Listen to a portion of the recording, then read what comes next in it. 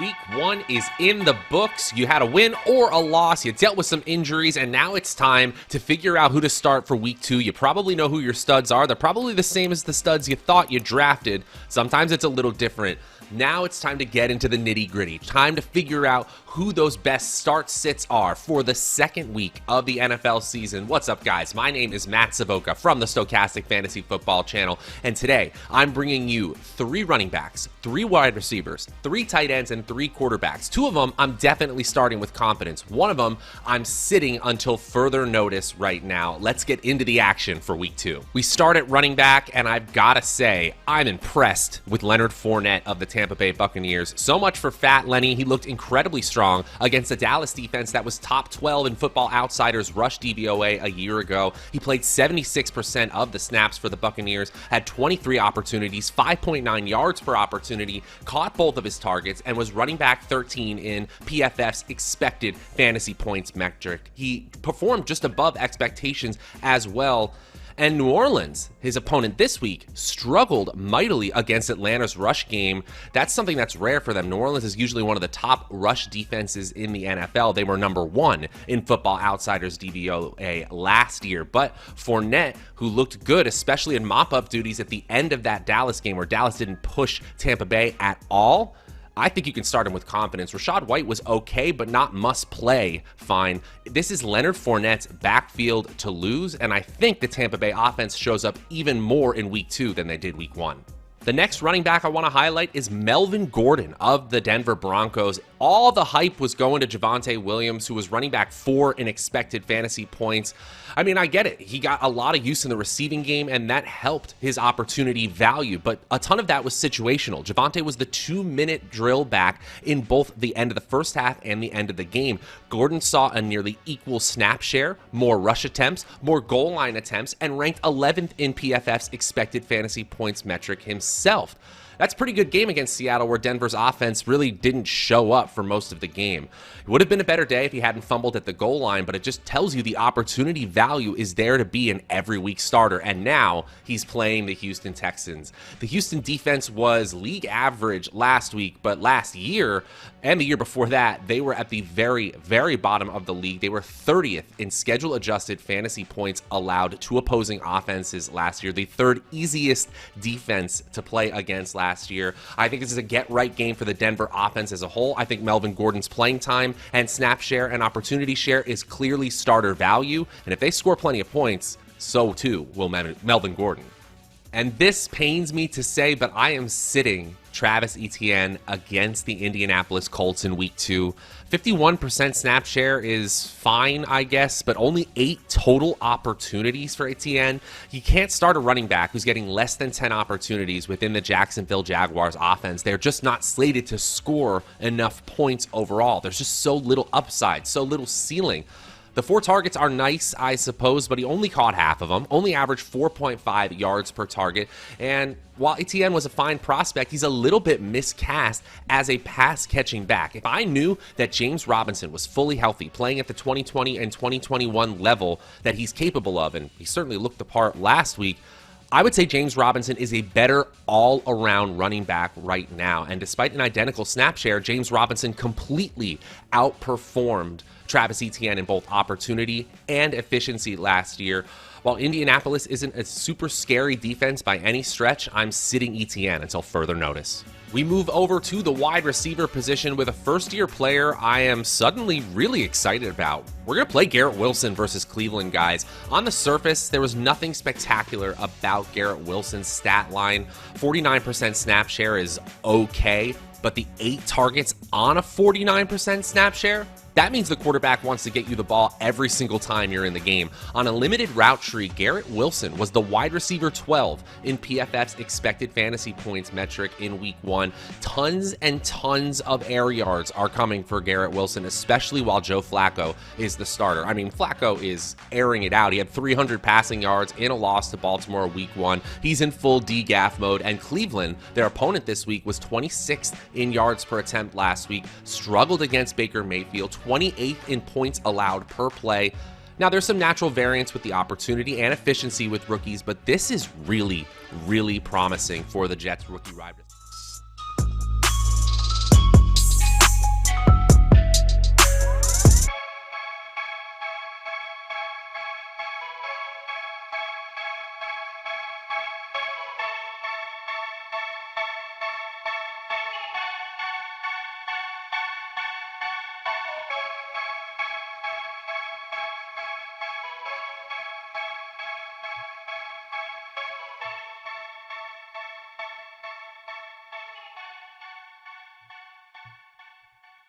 I don't hear any music. Welcome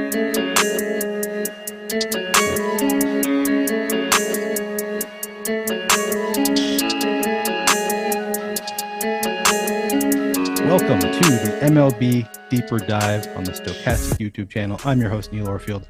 You can find me on Twitter at PlayerQDFS. I'm here with Adam Ship My Money Scherer. You can find him on Twitter at ShipMyMoneyDFS. And this show is sponsored by BetMGM. While you're coming in, please give us a like and subscribe to the channel if you haven't already. Adam, how are you doing today? Doing pretty well. Looking forward to the show. Always enjoy doing shows with you. Yeah, I like your DraftKings hat. Have you not got your new Rainmakers hat yet? I didn't even play week one. I didn't have time.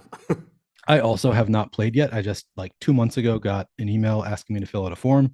I filled out the form, and yesterday a hat showed up. So if you filled out that form, maybe you've got a Rainmakers hat No, coming. I don't. I think I ignored anything Rainmakers related that was emailed to me.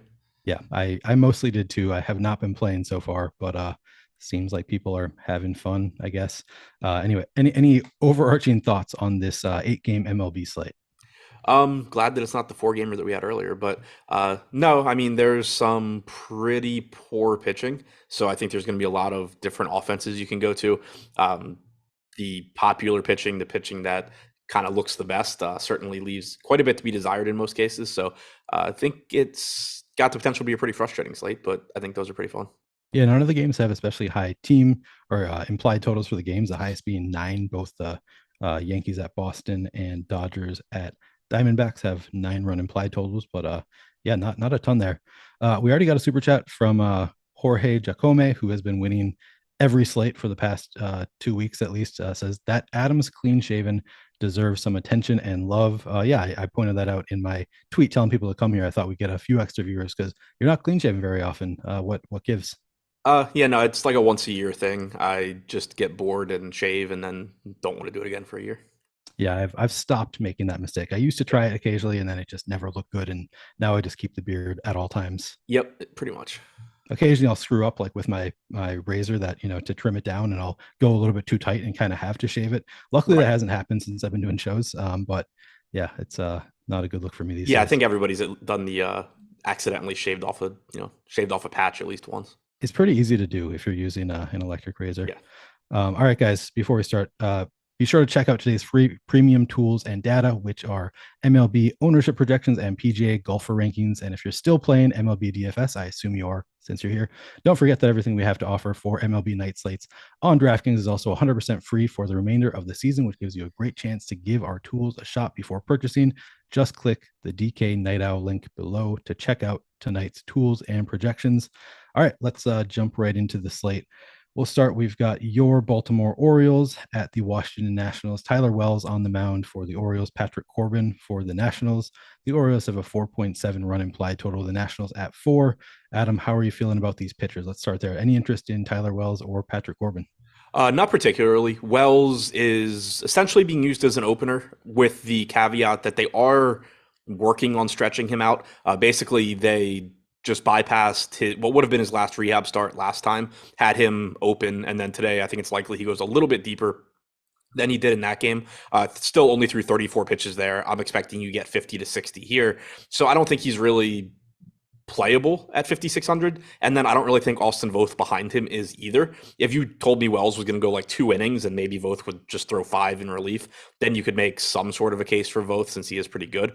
But here I'm expecting like the Orioles' ideal plan is probably Wells goes 4, Voth goes 3. You get into, you get Bautista in the 9th, you get whoever they decide to go to in the 8th. So I think it makes it really difficult to want to get to either guy, even though it is a good matchup against the Nats. And then on the other side, I mean, Corbin's 5,300, but relatively difficult matchup against the Orioles. A lot of right-handed bats in this lineup. The only lefty in there is Gunnar Henderson. And while I do think Corbin has just had a pretty unlucky season, I still don't think he's any good. I just don't think he's quite as bad as his 6+ ERA suggests. But still not really somebody that I want to get to, especially against a right-handed heavy lineup.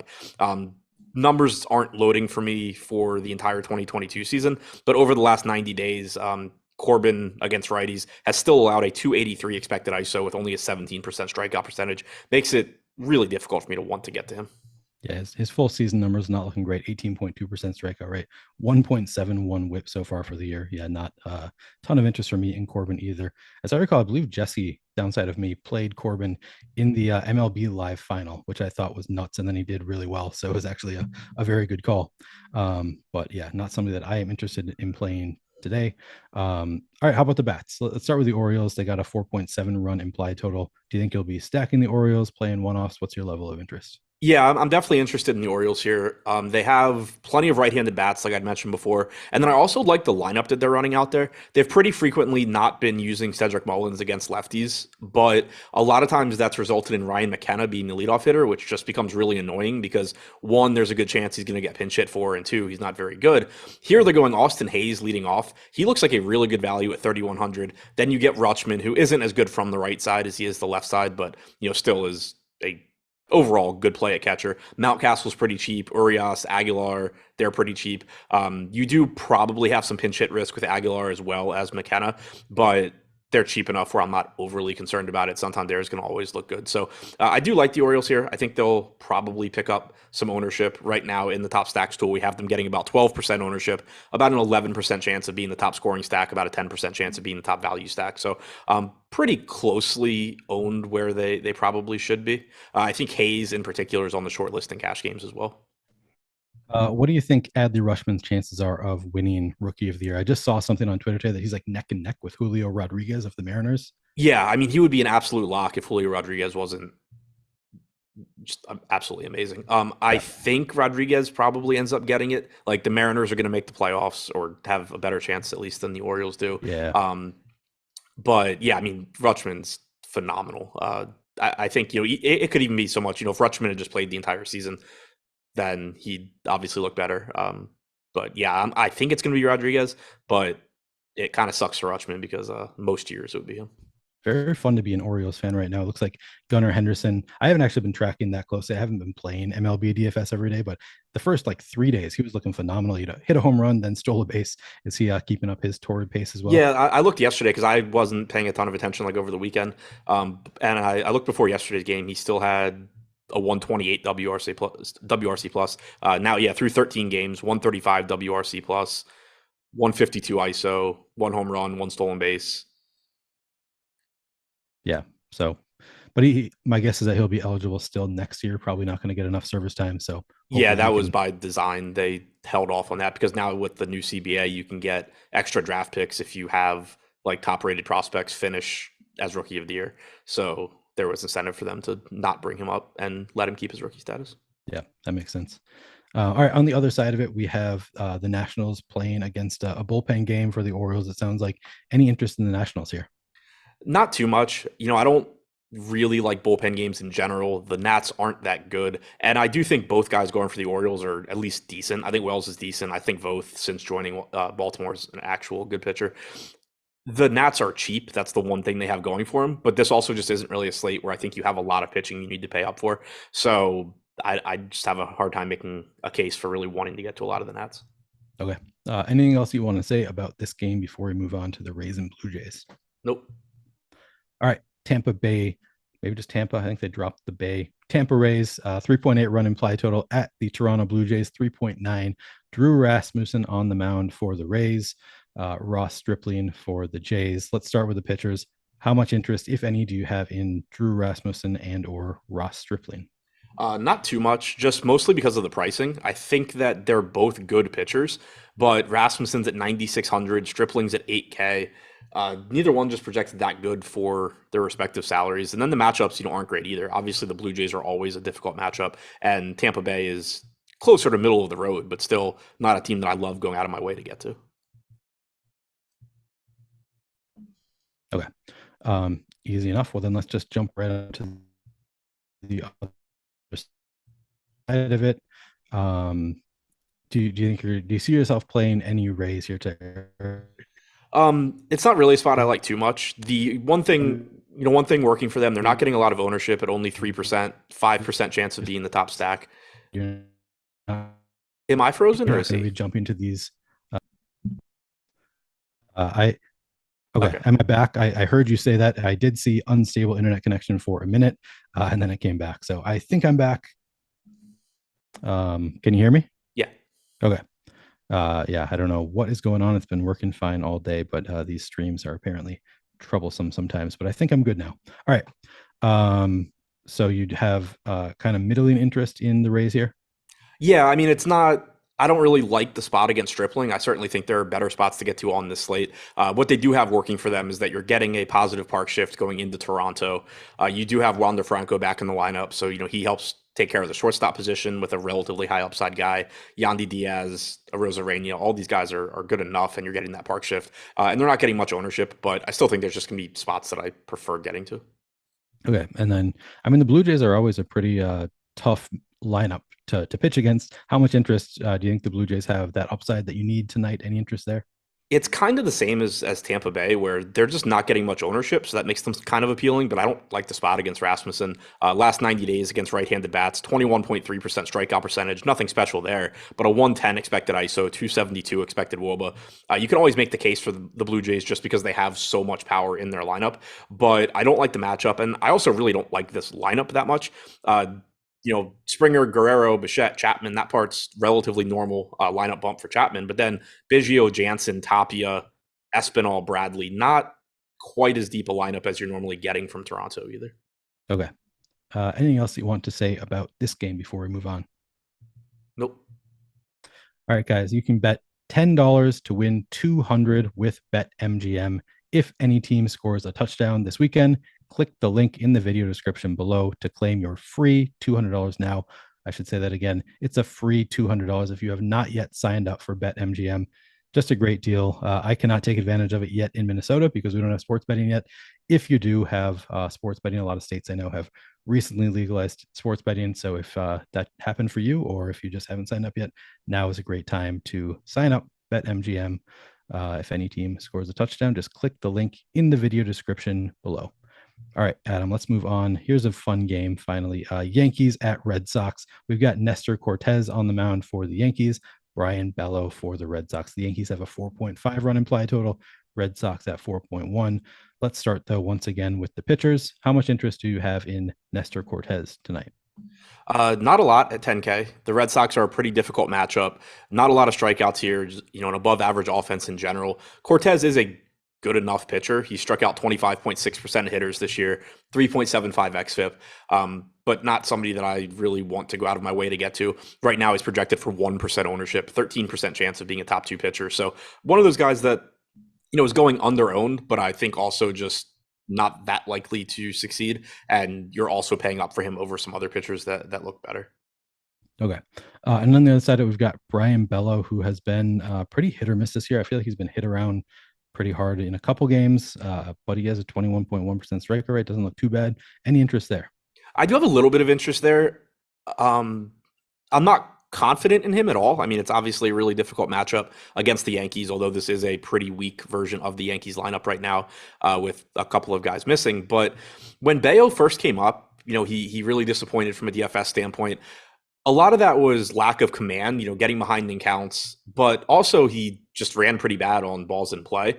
In the minor leagues, not only was he striking out north of 30% of hitters, but he also was getting a ton of ground balls. It's a really, really good combination of just skill for somebody at $6,600. And the pitching on this slate isn't very good either. So the fact that he's getting 5% ownership at 6,600, he has a 20.5% chance of being a top 2 value pitcher, 13% chance of being a top 2 scoring pitcher. So to put that in context, we actually have him with about the same chance of being a top 2 scoring pitcher as Nestor Cortez, but he's $3,400 less expensive and pulling 5% instead of 1% ownership. So it's kind of like the popular pitching on this slate outside of Corbin Burns, who obviously is really good but does have a difficult matchup. You're talking about David Peterson, Sonny Gray, Dane Dunning.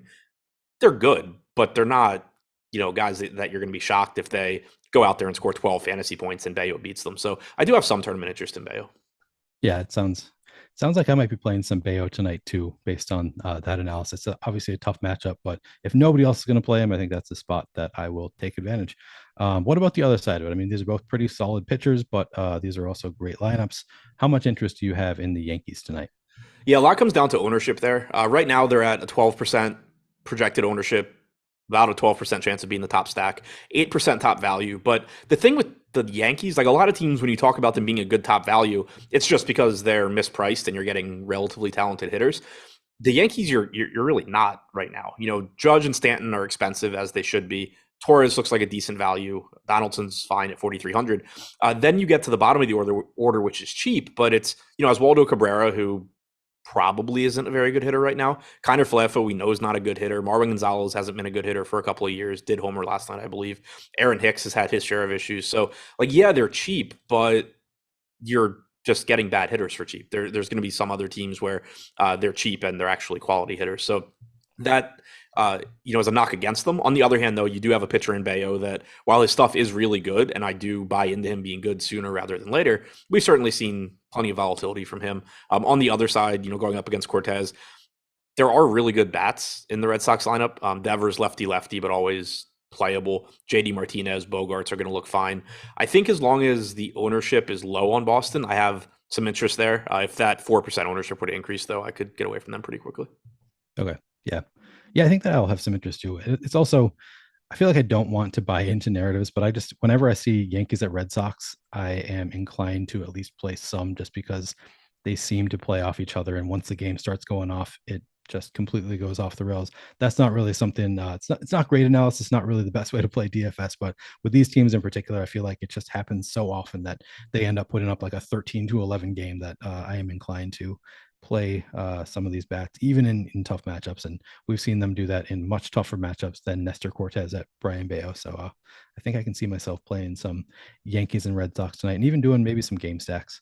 All right. Anything else that you want to say about this game before we move on?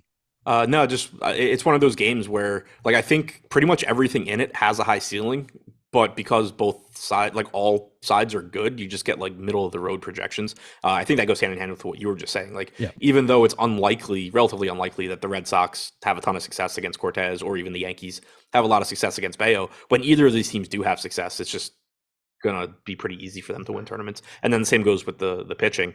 Bayo obviously being the easier one to get to from a salary standpoint. Yeah, just a very high volatility spot all around, both sides of the game, both pitchers, both offenses. A ton of interest there. All right, next game we've got the Cubs at the Mets. Drew Smyly on the mound for the Cubs, Dave Peterson for the Mets. Cubs with a 3.2 run implied total, the Mets at 4.5. Let's start once again with the pitchers. How much interest do you have, if any, in Drew Smyly? Very little, just not a good matchup against the Mets. The park's good to pitch in, but Smiley's got around a 20% strikeout percentage this year. You're going up against a Mets team that's very difficult to strike out, has a lot of good hitters. Smiley typically for his career, or at least in recent years, hasn't even been that good against left-handed hitters. So that's something that doesn't even necessarily play, to his strengths. Since the start of last season, 216 expected ISO to lefties, 20.2% strikeout percentage. So it's not even like, Brandon Nimmo, Jeff McNeil being left-handed really matters that much. And then you have the guys, you have Kana, Lindor, Alonso, and Vientos from the right side. I don't know anything about Vientos. I'm looking him up now. The fact he's hitting fifth for the Mets makes me think he's probably pretty good. And yeah, he has 70 grade raw power on Fangraphs, 50 grade game power, 2K flat at shortstop, 24 home runs at AAA this year, 129 WRC plus. Projects Steamer has him with a 195 ISO. Rest of season, Zips is at 190. This guy should not be $2,000. Yeah, $2,000, third base and shortstop eligible. He's got the split. Everything looks good for Vientos. I had also never heard of him before, just looking at him right now. But yeah, I'm going to have some interest there. What about the other side of it? Are you planning on playing any Cubs in this matchup with David Peterson? Probably not. Peterson is getting some ownership, so from that standpoint, from a negative leverage standpoint, it makes some sense. Patrick Wisdom's back in the lineup. We know he has power from the right side. Franmil Reyes is still only 2,700. Since the start of last season, Peterson 148 expected ISO to righties, just somebody that is typically good at limiting power. 24.8% strikeout percentage. Overall this year as a starter has a 28% strikeout percentage, 3.2 xFIP. There's a lot of not good pitching on this slate. Peterson's one of the better pitchers, so I think it's going to be pretty difficult for me to get to the Cubs. Yeah, Peterson looks like one of the better pitchers. The Cubs have the fourth lowest in terms of top stack odds for DraftKings. So yeah, I have them going underowned, but 3% chance, being optimal and 1.5% ownership. Yeah, exactly. And that's what the Stokastic has also. They have them at 1.2% projected ownership, 3.4% top stack odds. So in a 150 set in a large field tournament, I think I might get to a little bit of the Cubs, but I'm definitely not going overboard. I'm probably not playing them in anything smaller than the largest field tournament where I would consider them.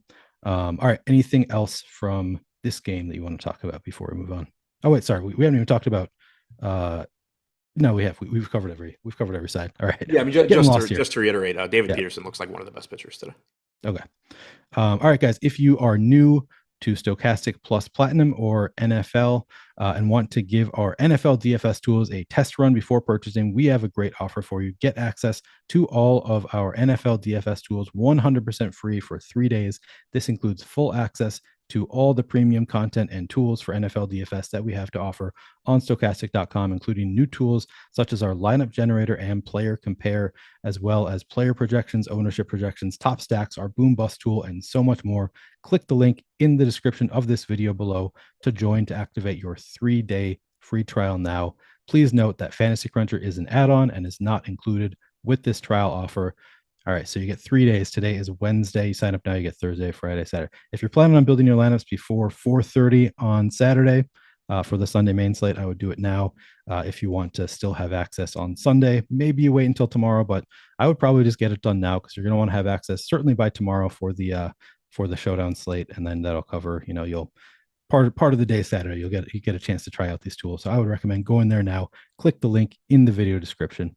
All right, Adam, let's move on to the Royals at the Twins. Zach Greinke on the mound for the Royals, going up against Sonny Gray for the Twins. Am I remembering correctly that you were beating the drum for Sonny Gray for years? Or yeah, Sonny Gray's been my guy for a while. Okay, yeah, that's what I thought. All right, the Royals have a 3.2 run implied total. The Twins at 4.5. Let's start with the pitching. Everybody's favorite, Zach Greinke. Any interest? No, he's in that like Patrick Corbin range for me, except his strikeout numbers are even worse than Corbin's. I have Greinke at 10 DraftKings points. I have Corbin at like 13.5. So if I were to go to one of those guys in that price range, I'm gonna just go to Corbin, which I hope that I'm not doing. But it's just really, really difficult with Greinke to see how he really gets there. And on top of that, it's not like it's a great strikeout matchup or matchup in general against Minnesota. Okay. Obi-Wan got in late and just wants to know who the top SP1 is today. I don't think we've gotten to the top SP1 yet, but do you want to give your opinion on that? Not caring at all about salary. It's Corbin Burns. He's the. Well, actually, I have Peterson projected higher, so I guess. Do you really? Yeah, they actually the Stokastic tool is in the top pitchers tool. Corbin Burns has a 29.4% chance of being a top 2 pitcher. David Peterson has a 29.3% chance of being a top 2 pitcher. So pretty comparable. Yeah, we have him by like 0.2 of a point in medium projection. Okay. Peterson, that is. Oh, wow. Interesting. All right. Well, that answers that for you, Obi-Wan. All right. So no real interest in Zach Greinke. You would rather go to Patrick Corbin, and you'd rather go to neither of them. How about Sonny Gray? How much interest there? Yeah, definitely interest in Sonny Gray. It's been really hard to roster him this year. It seems like he's always either on slates where there's like 5 different aces and he's getting 2% ownership. And it's like, oh, well, I like the idea of that, but I'm also just not going to get there. Or it's a slate like this where I'm perfectly fine getting to him, but so is like 30% of the field. And so like, I think he's a good play, but there's nothing that's making me like think I'm going to just play tons of Sonny Gray because I think the field's there too. We have him being a top 2 pitcher about 20% of the time.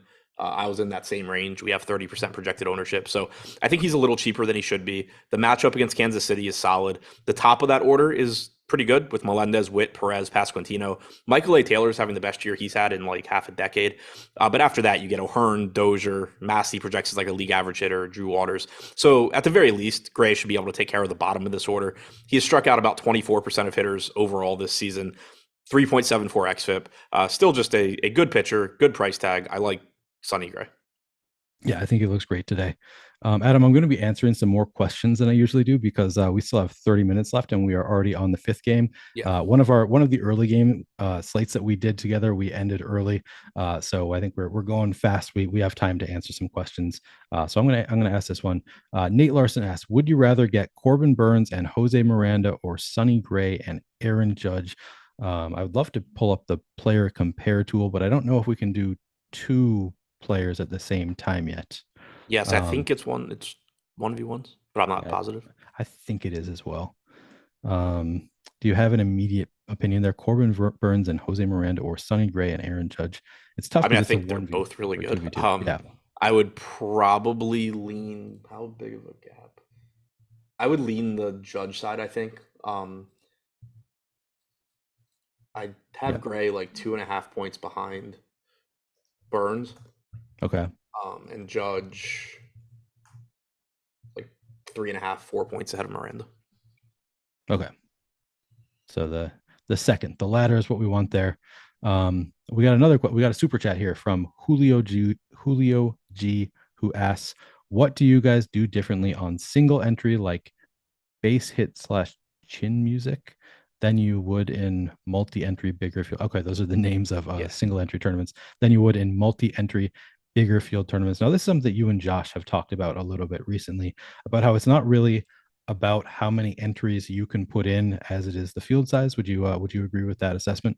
Yeah, I mean, I'm probably not going to play like my, if I've built 1,500 lineups, I'm probably not going to play my like 500th projected lineup, like I am perfectly fine doing in a large field tournament, as long as, the ownership makes sense. But so like I'm going to be more willing to like play better projected lineups, but you want to keep in mind too that like you're not competing with as many lineups, but also ownership on the chalk is typically going to be higher, and so that's kind of going to even out a little bit. So I don't make huge changes to what I'm going to play. Like I figure out what lineups I'm going to play in large field tournaments, and then basically I go through the top ones, what I think are my top lineups, and just kind of try and figure out what projects the best out of those lineups. Okay. Yep. That makes sense to me. All right. I just took care. Everybody's been complaining about the one guy who has been just all over chat, maybe a little bit too much. So I just gave him a 300-second timeout to think about, maybe he wants to just be post a little bit less frequently, because he's not really saying anything inflammatory. I don't really mind this guy that much, but I can see why it would annoy you, because he is talking kind of a lot. All right. So on the other side of the game, you like Sonny Gray just fine. Doesn't sound like he's really one of your top options, but you like him. The Royals have a 3.2 run implied total. As you said, the top of the order looks pretty good. Do you think you're going to be stacking up the Royals today, or getting some one-offs? I always get to the Royals. I have them going underowned. I obviously don't like the matchup or the park, but they are going a bit underowned. You do have multi-position eligibility as usual with Melendez and Witt. Pasquantino is just stuck on a $2,100 price tag, which makes absolutely no sense. So I think at the very least, using them as like three-mans. If you're going to more popular offenses, if you want to go to the Yankees, you want to go to the Orioles, mix in some Pasquantino, some Melendez, some Perez, some Witt. Those are high upside ways to limit the ownership in your lineup. Hopefully I'm able to avoid most of the bottom of this order, because I don't think there's a ton of pitching I need the value to pay up for, and I don't like the spot at all. Okay. What about the other side of it? The Twins have a 4.5 run implied total. I know you said you have no interest in Zach Greinke. He has not been great this year. How much interest do you have in the Twins? So I think they're going a little bit overowned, but they're also a really good value stack. And this is a team, it's one of the teams I kind of had in mind when I was talking about the Yankees value versus some other teams. When you look at the Twins here, like Arise, Miranda, Urshela, Nick Gordon, these guys are just Gary Sanchez, like they're just better than the bottom of the Yankees lineup, and they're basically the same price and in a better matchup against Greinke. So I do like getting to the Twins as value, but they are just a team that you're going to need to pay attention to what you're building around them. Like if you're going to go in and play Corbin Burns plus David Peterson plus 1 through 5, or 1, 3, 4, 5, 6 or something from the Twins, you're just going to be overlapping with a lot of people, and it's going to be really difficult. You're basically putting yourself in a position where even if that lineup does well, which is not likely to happen because any individual lineup is not likely to do well, then you're still just going to be playing against a lot of lineups that are built very, very similarly. So I do think, if I'm in the lineups where I happen to be stacking the Twins, I'm more likely to be, maybe going like Burns, Bayo or something, or getting to like a low-owned Boston team maybe, and doing something like that. But I do think that getting to the Twins for value makes a lot of sense. I think there's pretty strong cash options here as well.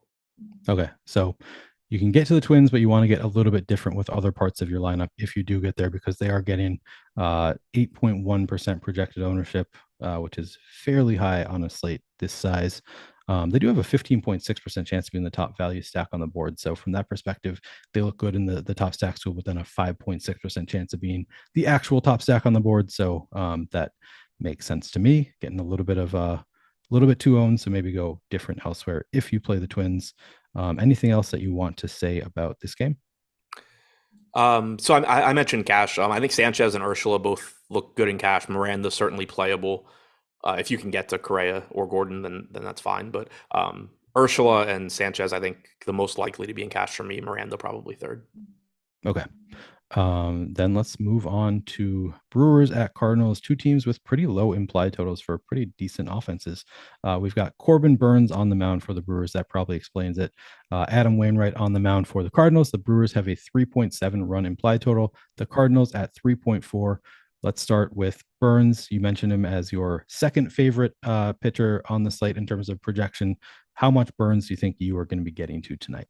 I expect that I'll get around the field. I think that 42% ownership we haven't projected for makes sense. He's, for me, the second highest projected pitcher. If you told me that you had him higher than Peterson, I wouldn't have an issue with that either. It is a difficult matchup against the Cardinals, but obviously a really good pitcher, striking out 31% of hitters this year with a sub 3 xFIP. But I think he's also pretty much priced correctly for this matchup. So it doesn't strike me as a spot where I'm going to be going out of my way to just like jam in a bunch of Corbin Burns like I was with DeGrom yesterday, for example. I'm perfectly fine just taking, Corbin Burns, like in that 2v2 that we just answered. I think there's going to be a lot of cases where I would rather just like turn Corbin Burns into Sonny Gray as my SP2 and upgrade a hitter or upgrade a stack or whatever. So there's going to be enough versions of lineups where you just have the money for Corbin Burns. Like you're running a 5-3 and it's just literally like, well, do I want Sonny Gray or do I want Corbin Burns? Burns is going to be great in those lineups, but I also think there's going to be enough lineups where it's just like, okay, well, I would rather get Aaron Judge than whatever mid-range outfielder I would have to play with Burns. It was pretty crazy yesterday that it felt like Jacob deGrom was not pitching that well because he gave up 3 runs. He only pitched 6 innings. Like I was like kind of disappointed because I had him in like 95% of my lineups, or I just let Fantasy Cruncher give me whatever it would. And I was kind of disappointed. And then I was like, wait, he has 25 fantasy points. Like you can't really count on that from any pitcher in the game. Like it ended up, a pretty good game. So he was the 4th highest scoring pitcher with a very mediocre start by his standards.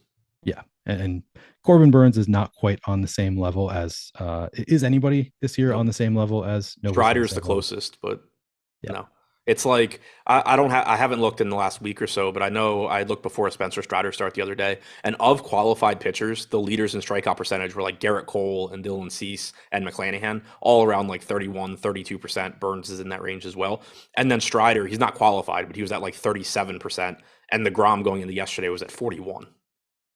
Yeah. So just kind of a class of his own. Corbin Burns lagging pretty far behind there. All right. Enough about Corbin Burns. We haven't talked about Adam Wainwright yet at all.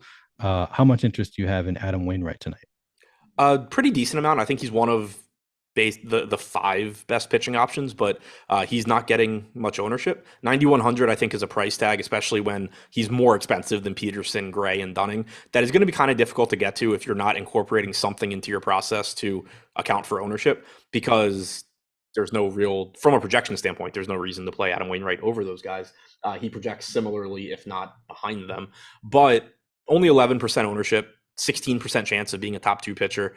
Not at an egregious price point. Milwaukee has a lot of power in their lineup, but there's also a lot of strikeouts. Wainwright's not a great strikeout pitcher, only striking out like 18.8% of hitters this year, but 3.9 xFIP, 0.73 home runs per 9 innings. It's a spot where, I think at 11% ownership, I have some interest just as a way in lineups maybe where I have more popular hitters, just, turn Sonny Gray into Adam Wainwright if you can, stuff like that. If ownership doesn't matter, I prefer Gray, but I think the ownership on Wainwright is going to be useful within some lineups. Sort of like a lower level version of playing pitchers against the Braves, where like nobody wants to play pitchers against the Braves because they can just crush any pitcher, but at the same time they have a really high strikeout rate. So I end up playing pitchers against the Braves pretty frequently. Would you say it's kind of the same with Milwaukee here? Yeah, like a lower, Braves light on both ends. They're not as good as the Braves, but they also are less likely to strikeout than the Braves. So yeah, I'm gonna have some interest in. I'm actually I didn't double check with their strikeout rate, but I'm gonna have some interest in Adam Wainwright here tonight as well. What about the other side of this? Because we've got pretty good pitchers on the mound. The offenses have a 3.7 run implied total for the Brewers, 3.4 run implied total for the Cardinals. But are they good enough offenses that you're still willing to stack them up against these pitchers, or you think you're gonna get some one-offs? What's your level of interest here? I think they're both underowned, but just in the sense of like they're extremely unlikely to succeed and the field's going to be even lower. It's really hard for me to want to get to anybody against Corbin Burns. Also, you're paying a lot of money, not for the entire Cardinals lineup, but Tommy Edman leading off, $5,500. You're not getting any sort of a Corbin Burns discount there. Goldschmidt's north of 6K. Arenado's at 5,600. Corey Dickerson, 2,900. That's a nice value piece. Brendan Donovan is whatever. Albert Pujols, I guess, is still playing like a Hall of Famer. But my point being, like, the guys, if you're going to the Cardinals at low ownership, I really don't want to be going to like the ass end of the lineup and guys that I don't want, and I don't really want to be paying north of 6K for guys against Corbin Burns or north of 5K for guys against Burns. So that's going to make it difficult. I think it's more likely I get to the Milwaukee side. They are a little bit more likely to succeed than the Cardinals, and Wainwright is good, but certainly not on the same planet as Corbin Burns in terms of preventing runs or getting strikeouts or anything. So I could see getting to Milwaukee more than I can see getting to the Cardinals. Yeah, I'm on the same page. So I think I have some interest in Milwaukee here today, coming in at only 2.4% projected ownership for a full stack, 4.9% chance of being the top stack on the board. It's a tough matchup, but you gotta find ways to get unique on an 8-game slate. And I think Milwaukee is actually a spot that I might attack here. I think I'm less likely, as you said, I'm less likely to attack the Cardinals here, even though they do have some positive leverage in the top stack tool, 1.1% projected ownership, top stack 2.9% of the time. I'm probably not going to go too crazy with the Cardinals, but Milwaukee, I might actually kind of force myself to get above the field here because I like that leverage there. All right. Anything else that you want to say about this game before we move on? Nope. All right. We've got the Athletics at the Rangers. The A's have a 3.9 run implied total. The Rangers 4.8. JP Sears on the mound for the A's. Dane Dunning for Texas. Texas was the top stack last night. Can they do it again? They have a 4.8 run implied total. Now let's start with the pitchers. How much interest do you have in JP Sears here against the Rangers? Not too much in Sears. I mean, he's projected for like 1% ownership. We have him with a 6% chance of being a top 2 pitcher. I still think that I would just rather go to like Brian Bayo or probably even Corbin. I think that one's a little bit closer. But Bayo, I think, certainly has the higher ceiling out of that group. So I think it's going to be pretty tough for me to want to get to Sears. Okay. Adam, you say you would never not stack on FanDuel. You're having a conversation with Malakar, who asked, with Burns at starting pitcher, can you do a lineup with no stack at all on FanDuel? And then he followed up and said that Josh was on that no stack, but I think Josh was just doing that as an experiment. Is that right? Josh was also doing it on DraftKings, and it was because of me. I wasn't going to do it in, the thing that I'm playing $2,000 in every night. Yeah, right. Josh can play the whatever mini max, so he was just doing it in there on DraftKings.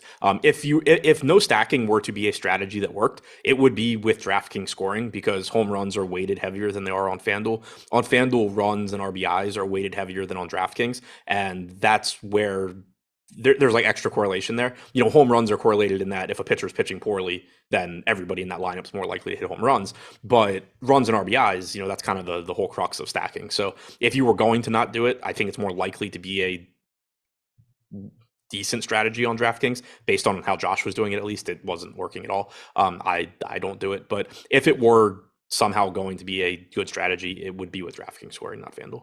Okay. Yeah, that makes sense to me. I never really thought about the difference in scoring in terms of how stacking would affect it, but that makes sense to me. I don't think I'm going to be not stacking anywhere anyway. I don't play cash games, so it doesn't really make sense for me to not stack, but interesting conversation.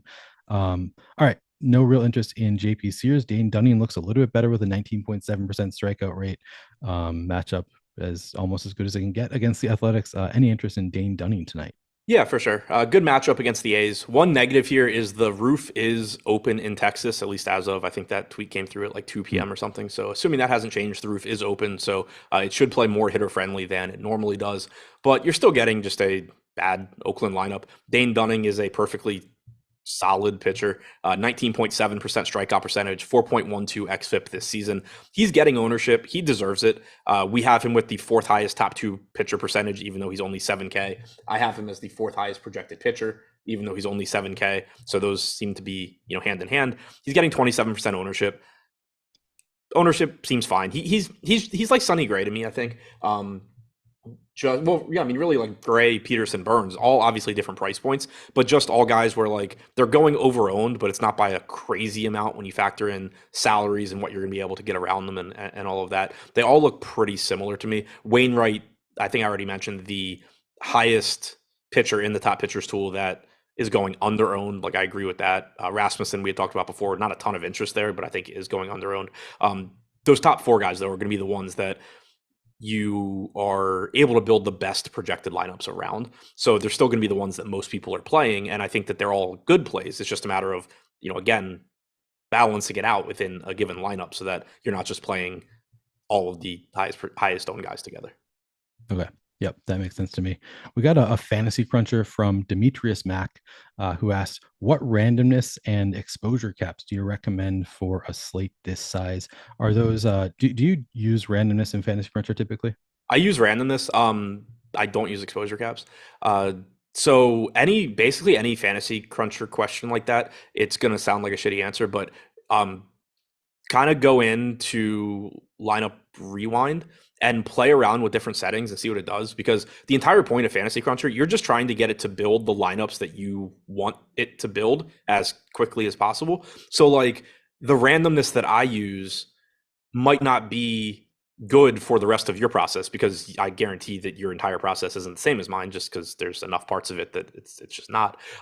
So like if I tell you, use 500% randomness, there's a good chance that you're just going to get really, really bad lineups, whereas I'm able to weed those lineups out because of something else that I do. Or if I tell you, I don't use exposure caps, but I use enough randomness that it just naturally caps guys in a spot where I'm comfortable with. But if you're using less randomness than me, then maybe you need exposure caps. Like there have been seasons and sports where I've used them. Right now, I'm just somewhere where I prefer not to. So, for me, I try and use, and it's not as good in baseball as it is in like basketball, but I try and use randomness where it's like a function of a player's standard deviation. And then I don't use exposure caps. But, again, it's more just play around in lineup rewind and just until you're comfortable, like when you just go through lineups that it's building you, and once most of them are just looking like a lineup that you would want built, and you're also not at a point where you're uncomfortable with the exposures to individual players, then you're probably at a point where you're doing what you want to be doing in Fantasy Cruncher. Yep, I think that is great advice. It really is. Every setting plays off of every other setting that you're using. Some people might want to set like hard exposure caps and then just use little to no randomness, and you'll get exactly, you put in exactly the stack exposures that you want for each team, exactly the player exposures you want to each different player, and then you can go in and use no randomness and tell it exactly what you're doing. That's not the way I play. I always play with some randomness. It also speeds up Fantasy Cruncher if you use some randomness, so that's another factor for me. But I use fairly high randomness in MLB, and I set kind of more general stack caps and player caps, but it really comes down to what you want to do, what you want Fantasy Cruncher to do for you. Uptown asked if I look at rewind every slate. I hardly ever look at it, but one, I still don't even know that that's a good thing, and two, the reason I don't is because like I have a lot of experience now of doing what I think works over the course of a season, and I'm very prone to, if I go back in and see, this would have done this and look good on that slate, I'm just really prone to like break something in my process because one of the key things I think is you don't want to like revamp your process for what won yesterday's slate, because a lot of times it's just going to be random stuff. Drew Dinkmeyer mentioned it on an NFL show a couple years ago, and it stuck with me. Like, you have to just accept that there's going to be slates that play out in a way where it was impossible for you to win. So that's something to keep in mind when you go in and you're looking at stuff and trying to, create a process and improve your process. But I'm still really prone to just being like, what if I tweak this? What if I tweak that? And then a month later, I'm in a losing streak and I've changed so many things from where I was that I can't get back to it. So I avoid looking at it, but that's also because I, at this point, have spent enough time in it previously and have an idea of what I want to do. Yeah, I think that's really, I had not heard that advice from Drew Dinkmeyer, but I really like that. And I think that's something that I still honestly struggle with a good amount. Like I hear from Bro, who said that he uses like a minimum cap in Fantasy Cruncher for NBA. Typically, he likes to set a minimum cap, and then I'm like, my natural thought is, but I saw this lineup win with 49,200. So why are you setting minimum cap of 49,500? But that's like just not the right way to think about it, because you want to have the best odds every day, as opposed to you can't worry about setting rules that limit you on a given slate. You got to worry about what's going to happen over the next year, and over the next year, you want to have settings that are going to work. I've gone back and forth on the minimum cap for baseball, because like there's so much more randomness in baseball. So it's like, well, why do I really want to, not allow Fantasy Cruncher to stack like the two cheapest teams? They could certainly win. But then like I was playing around with my lineup settings more, and I was kind of realizing that like if I set no salary floor, or I set like a 47K floor or whatever, it varies a little bit by slate, I was getting like the same exposures to players. It was just a matter of how they were being grouped into my lineups, and I was just like, okay, well, over the course of a season, there's like no way that I'm not gonna be playing better lineups with some sort of floor, I think. But yeah, that's exactly it. It's like the no stacking thing too. Like since I was kind of on that kick earlier in the year, I would notice every time a no stack team wins. Right. And it's like, see how great an idea this is, and it's just not. Yeah, I agree with Trey Makel though that the beard does bring wisdom. Although Adam's bringing the wisdom right now with no beard. Those are some really great points. Yeah, I actually don't use a minimum salary floor for MLB. Maybe I should think about it. I didn't use it for NBA before this year, before Bro kind of convinced me to. Maybe that's something I need to be thinking about for MLB. I haven't started doing it yet, but I see your point. Yeah, and it's also, it just kind of depends on your other settings too. Like I know Josh uses one, but it's like a lot lower than mine, but he's just like, yeah, I don't get those lineups anyway, so it doesn't matter. And for me, kind of depending on what randomness I'm using, like sometimes I do get really low, salary lineups, so I don't set a cap. Other times, like on bigger slates, I probably don't even need to, because it's just not going to give me lineups that project poorly. Yeah, makes sense. As Mike is pointing out in chat, if you are playing NFL Showdown, I'm doing videos every Monday and Thursday about how I am setting up my Fantasy Cruncher for both FanDuel and DraftKings. So if you're just learning Fantasy Cruncher, you want to see how to use it for NFL Showdown, I am making videos for that, so check that out. If you're new to Fantasy Cruncher and wanting to play some NFL Showdown, I'll be coming out with a couple videos tomorrow. All right, we got a little bit sidetracked there intentionally, because it is still I think we have 5-10 minutes. I don't actually know. I didn't see on the sheet what time the show actually ends, but we should get back to the show, I suppose.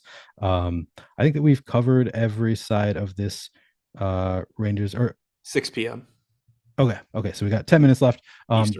Did we talk about the A's lineup at all? Do you want to try to get any leverage on Dane Dunning by playing some Athletics lineups? Yeah, so the A's actually made it into my DraftKings tournament plays video earlier. I still have them. Actually, now I have them being about correctly owned. The top stacks tool still has them being a little bit underowned. And then also, just the fact that they are really good value. I don't mind getting to them. Like, they're not a good offense, but the roof being open in Texas is nice. You're getting them outside of Oakland. You have Sean Murphy, who is a good hitting catcher. Seth Brown's a good hitter, first base outfield eligible. Laureano is back in the lineup. Dermis Garcia has power. Vimael Machine is 2K flat hitting fifth. So there's that. So I do think, even though they're not good, Dunning's like an average pitcher. He's getting ownership. He's going to be popular. Oakland's not going to be very popular. The middle of their order at least does have some power and speed with Murphy, Brown, Laureano, Garcia in particular. Langoliers is in the lineup hitting eighth for unknown reasons, but he does have power. So I think Oakland from a tournament standpoint makes some sense, even though they do suck and they're just, not going to come through all that much. I think of the bad teams we've talked about, it's kind of like Oakland and KC are the ones that make or I shouldn't even say bad. Of the teams that are not getting a lot, or that are very low probability and are facing good pitchers, I think that Oakland and KC are the ones I'm probably most likely to get to right now. Okay. Interesting. Oakland and KC. Yeah. And did we talk about the Rangers at all?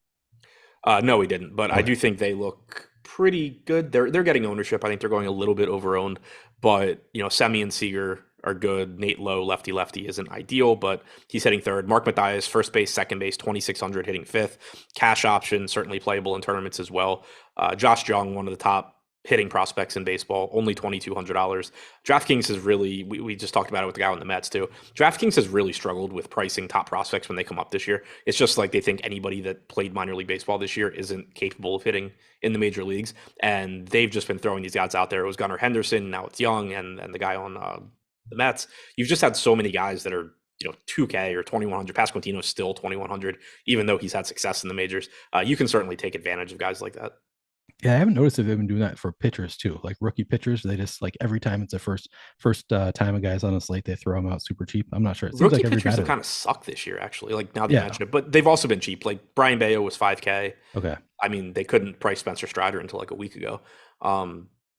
I can't even really think of other good rookie pitchers that have come up this year. But I mean, because like Reagans has been cheap, but he's also been awful. But yeah, like Bayo still being 6,600, but coming up at 5K, I think was a good example of them just not being able to do that either. I just mean more generally, like, is that their approach every time? Like a rookie comes on, they just set them to the minimum price and let it their performance dictate as they put up their price tag. I'm not sure what the approach is on DraftKings. Has never made a lot of sense. Anyway, we got a super chat and I missed it earlier. Jeff Williams asked Burns or Gray to go with Peterson for DraftKings cash. Do you have an opinion there? Peter, I'm definitely playing Peterson in DraftKings cash. So he says Burns. Burns or Gray to go with Peterson. Yeah, I heard it backwards. Whichever fits. Right now, I would prefer Burns. If you have to give up a lot, then you can get to Gray. DraftKings is being slow for me right now. Right now, I have Burns, Peterson, and I'm pretty comfortable with the lineup. Oh, so you are playing cash tonight? I've been playing head-to-heads. I haven't been playing 50-50s and stuff. Tons of overlap in 50-50s, but get enough head-to-head action weirdly that it's worth it. Is that one Twitter guy still crushing you? No, he hasn't played in a while. There were a couple other random people taking games that have stopped, which hasn't been great, but sorry. Yeah. Bummer. All right. Anything else to say about this game before we move on? Nope. All right, we got one game left. Dodgers at Diamondbacks. Michael Grove on the mound for the Dodgers. Zach Davies for the D-backs. Dodgers have a 4.9 run implied total. Diamondbacks at 4.3. Let's start with Michael Grove. Any interest in Grove tonight? No.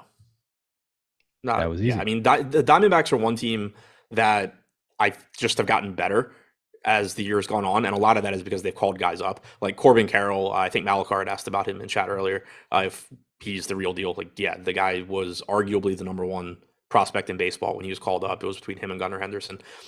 He's hitting sixth. Marte is good. They already had like a good top of the order, and then they call up Carroll. McCarthy's up. Alec Thomas, hasn't had a ton of success, but he's also a top prospect.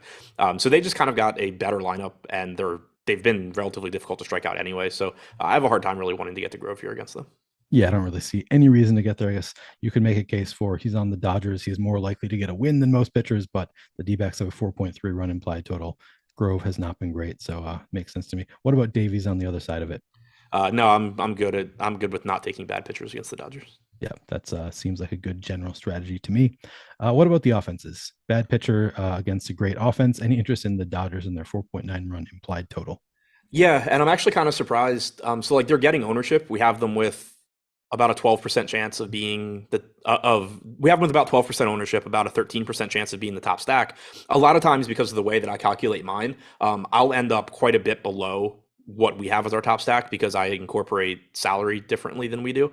But I still have the Dodgers at like 11%. So the fact that they're, even with their salaries, I have them coming in pretty much correctly owned, whereas I have teams like the Yankees that are cheaper and the Orioles that are cheaper actually being more over-owned than the Dodgers are. It's pretty unusual for me, and it makes me happy that maybe I'll actually get to the Dodgers here because that seems like a pretty fun spot to get to.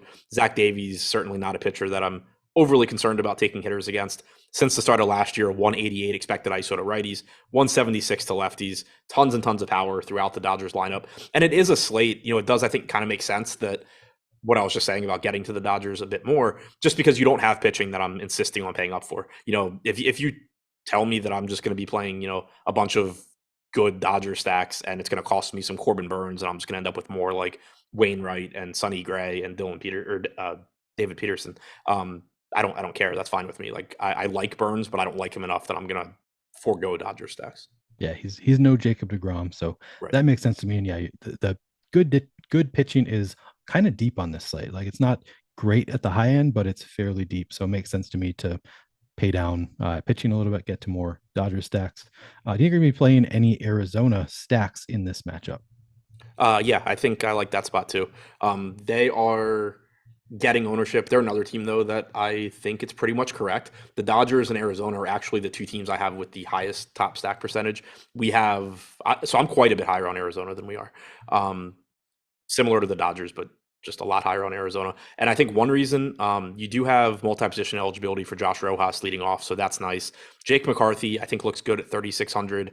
Mentioned Marte, Carroll only being 3K is really nice. Christian Walker's got a ton of power. He's only 4,300. They just, I think, are a really nice combination of solid upside and pretty fair pricing as well. Are you concerned at all about the 10.4% projected ownership we have for Arizona? Mildly, but I have them with like 10% chance of being the top stack as well. So that's why I'm just like way higher on them in terms of top stack. So I think that they're kind of just correctly owned as opposed to being overowned. Okay. Okay, so you answered the question about how much you play for in head-to-heads.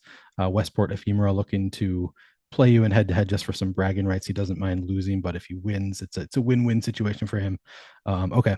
Terry McBee, I see in chat. So before we head out, I want to congratulate Terry for his $200,000 win on Monday night in NFL. It's not called show. Nice. NFL single game slate. Yeah. Terry took on, maybe it's like 190K. I don't know, but he won a lot of money on the FanDuel single game slate on Monday night. So congratulations, Terry. I hope that burp felt good to you. All right, guys. Actually, Adam, anything else that you want to say before we head out? Nope. All right, guys, please hit that like button if you have not already. Subscribe to the channel. And we've got MLB Live Before Lock coming up next. So stick around. Thanks a lot. Have a good night. Good luck.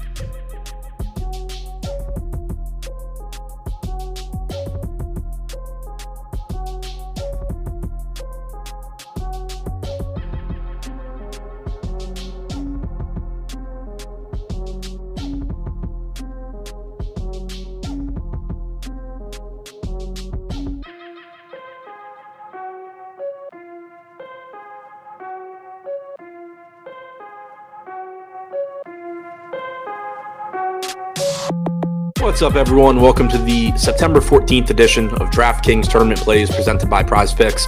I'm your host, Adam Scherer. You can follow me on Twitter at ShipMyMoneyDFS. And as a reminder, click the link below, claim up to a $100 first match deposit bonus with Prize Picks when you sign up and make a deposit. We have an 8-game MLB slate tonight. As usual, we're going to take a look at 3 of the top tournament stacks and 3 of the top tournament pitchers using the top stacks tool and the top pitchers tool on the Stokastic.com website. Starting with the top stacks, number 3, the Oakland Athletics are taking on Dane Dunning tonight in Texas. The roof is open, so hitting conditions should be a little bit more favorable than normal. The A's are projected for 6% ownership with a 6% chance of being the top scoring stack. They also have an 18% chance of being the top value stack. Dunning has struck out 19.7% of hitters with a 4.1 xFIP so far this season. The A's active roster has a 90 WRC plus with a 134 ISO. Number 2, the New York Mets taking on Drew Smyly tonight in New York. Not a great park to hit in, but they're only projected for 3% ownership with a 7% chance of being the top scoring stack. Smyly has struck out 20.3% of hitters with a 4.3 xFIP so far this season. The Mets active roster has a 116 WRC plus and 161 ISO. And number 1, the Minnesota Twins taking on Zach Greinke tonight in Minnesota. They are projected for 9% ownership with a 7% chance of being the top stack, but also a 15% chance of being the top value stack. Greinke has only struck out 13.5% of hitters with a 4.47 xFIP so far this season, while the Twins active roster has a 110 WRC plus and 145 ISO. Now, before we move on to the top 3 tournament pitchers, we do have a new promo code for viewers of these videos. That promo code is AdamMLB. You can find it at the top of the screen. It'll get you 50% off Stokastic Plus Weekly. This offer is available for new members only, but if you haven't already signed up for Stokastic Plus, be sure to take advantage. You'll get access to behind the paywall data, including the top stacks tool and the top pitchers tool that I reference in these videos. Now, looking at the top 3 tournament pitchers, number 3, Dane Dunning, $7,000, taking on the A's in Texas.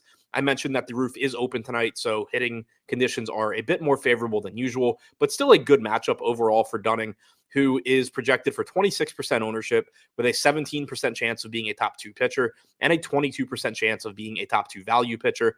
Dunning has struck out 19.7% of hitters with a 4.12 xFIP so far this season. The A's active roster has just a 90 WRC plus with a 23.2% strikeout percentage.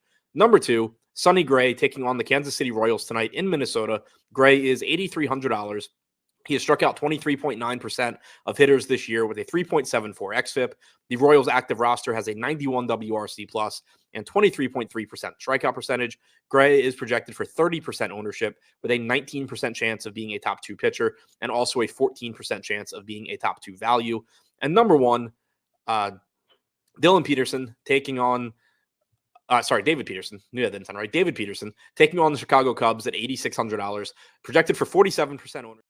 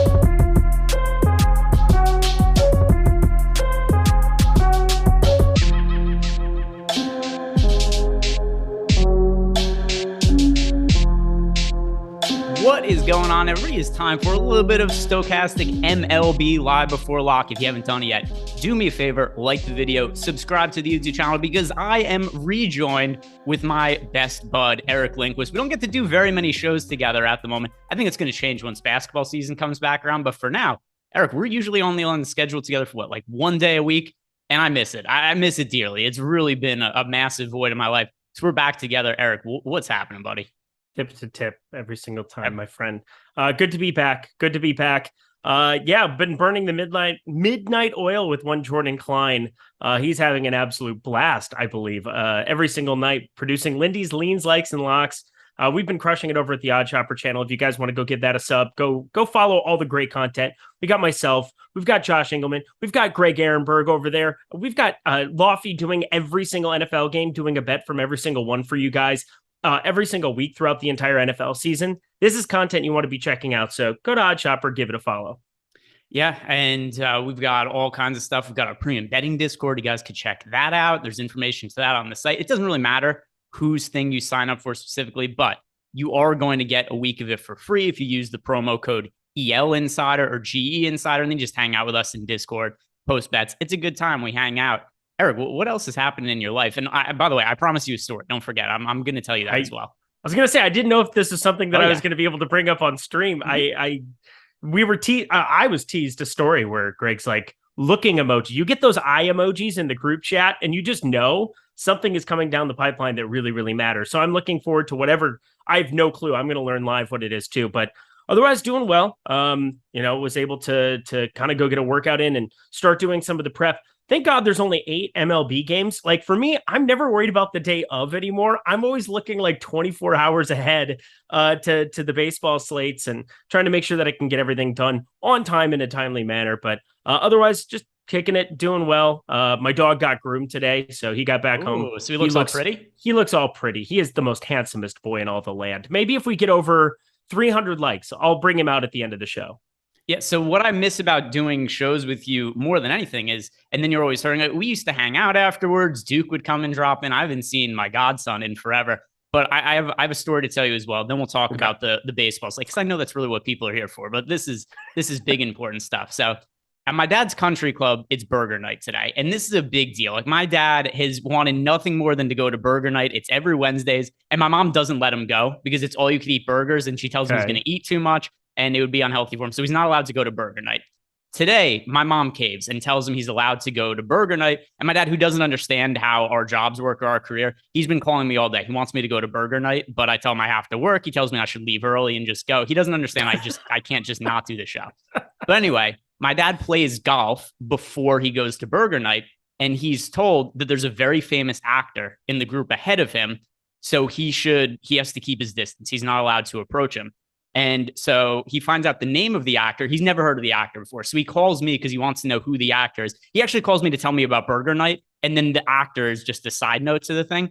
So I asked my dad, what's the name of the actor? He turns to his friend and goes, Adam, who's the actor who's playing in front of us? And then my dad goes, have you heard of Tom Holland? So my dad's playing. Yeah. My dad's playing. Spider-Man. So I tell my dad, I'm like, Dad, that's Spider-Man. So then he goes back to his friend and goes, oh, Greg says that it's a Spider-Man. So my dad's like confused by the entire thing. So my dad plays golf behind Tom Holland today. And then he says, and he's playing with another actor also. So I ask him, who's the other actor? And he says, something Cox, which is Charlie Cox, who plays Daredevil. Yeah. So Charlie Cox is awesome. But my dad, I couldn't really hear him. So I go, Cox, like COX, to which my dad says, no, that's not how you spell Cox. So my dad, the entire thing, my dad's confused by. And then by the way, my dad did not think this was interesting at all. Then he talked about burger night for another 20 minutes. So my dad played golf behind Spider-Man and Daredevil. And this was like a millionth of the amount of excited as he was that it's burger night at the country club today. So my dad's over there eating burgers right now. The rest of my family's there. But I am way more excited to be talking about baseball with you. We got a baseball slate today. Gee, thanks. No, I mean, that's amazing, though. I mean, for those who haven't watched, like, season 1 of Daredevil on Netflix, that is now over on Disney Plus, is like one of my favorite comic book seasons of television ever. It is so phenomenal. Charlie Cox is so good in it, and seamlessly. Like, sometimes you always forget, like, there's certain actors that it's like, oh, I've never really seen him and do anything else other than Daredevil in his career. But he is so seamless and in Daredevil that you kind of just forget that it's an actor. And those are my favorite kind of comic book shows, because, like, if you can sell me that you are a partially blind lawyer and fighting, a bunch of it's like the Japanese army that comes in basically, and he's just doing karate all the entire show. It's just so unbelievable that I can't even say enough good things about him. Yeah, and Tom Holland's good too. I'm also starting to wonder now. It's like, is there going to be more interaction between Spider-Man and Daredevil and MCU going forward? So that's what I'm thinking about. My dad's like, what kind of burgers am I going to get? What toppings and everything? So we've got baseball to talk about as well. And let's start right at the top. Corbin Burnes is on the slate. And, Corbin Burnes, it's been by his standards, a difficult second half of the year. He's a difficult matchup against the St. Louis Cardinals, but also he was outrageously good in his last start. Actually, probably his best start of the year. Kind of came out of nowhere relative to his other starts, because he was struggling against bad teams like the Pirates. Corbin Burnes was struggling to score fantasy points against. But all of a sudden, he comes out last start, ends up putting up 14 strikeouts. He was generating a whole bunch of swing and misses. There aren't that many pitchers to pay up for today, but how are you going to handle Corbin Burnes in a fairly tough matchup when he kind of has struggled overall recently, his last start notwithstanding? I don't care. I'm going to play a lot of him. And I'm generally somebody who beats the drum for the St. Louis offense. He hasn't really had a problem in his 3 starts so far this year against them. I try not to do any BVP or what did he do against this team last time out, but it's shown to not really affect him. I agree with you. He hasn't been as good, but chaos is a ladder. Shout out Game of Thrones back in the day. I already bet the ladder up here for Corbin Burnes the same way I did with Carlos Rodon. And unlike Rodon, who got pulled after 71 pitches today and 8 strikeouts, FU Gabe Kapler, Corbin Burnes should be able to be full systems go here. And maybe people are a little gun shy after yesterday with Jacob deGrom. I don't care. He was the right play. And today, I would much rather be over the field on Corbin Burnes, who has a 27.8% top 2 pitcher percentage, than David Peterson, who's at 52% ownership, but just a 28.1% top 2 percentage. If I'm going to get basically the identical chances for them to be optimal, give me the guy who fewer people are getting to. Yeah, so the big thing to me with Corbin Burnes is I have gotten a little wary of him in the last, month, 6 weeks, whatever it's been, but his ownership isn't crazy high right now from a projection standpoint. And the price also, because of the way the pricing works out for pitchers today, we don't really need to save salary all that much, especially now we've got all these cheap bats to play from the Dodgers. But Corbin Burnes, 10,500 on DK, FanDuel a little pricier at 11,000, but he's 17% owned on FanDuel. On DraftKings, he's 38% owned. This is way different than these other slates where Corbin Burnes has been like 60% owned or something along those lines.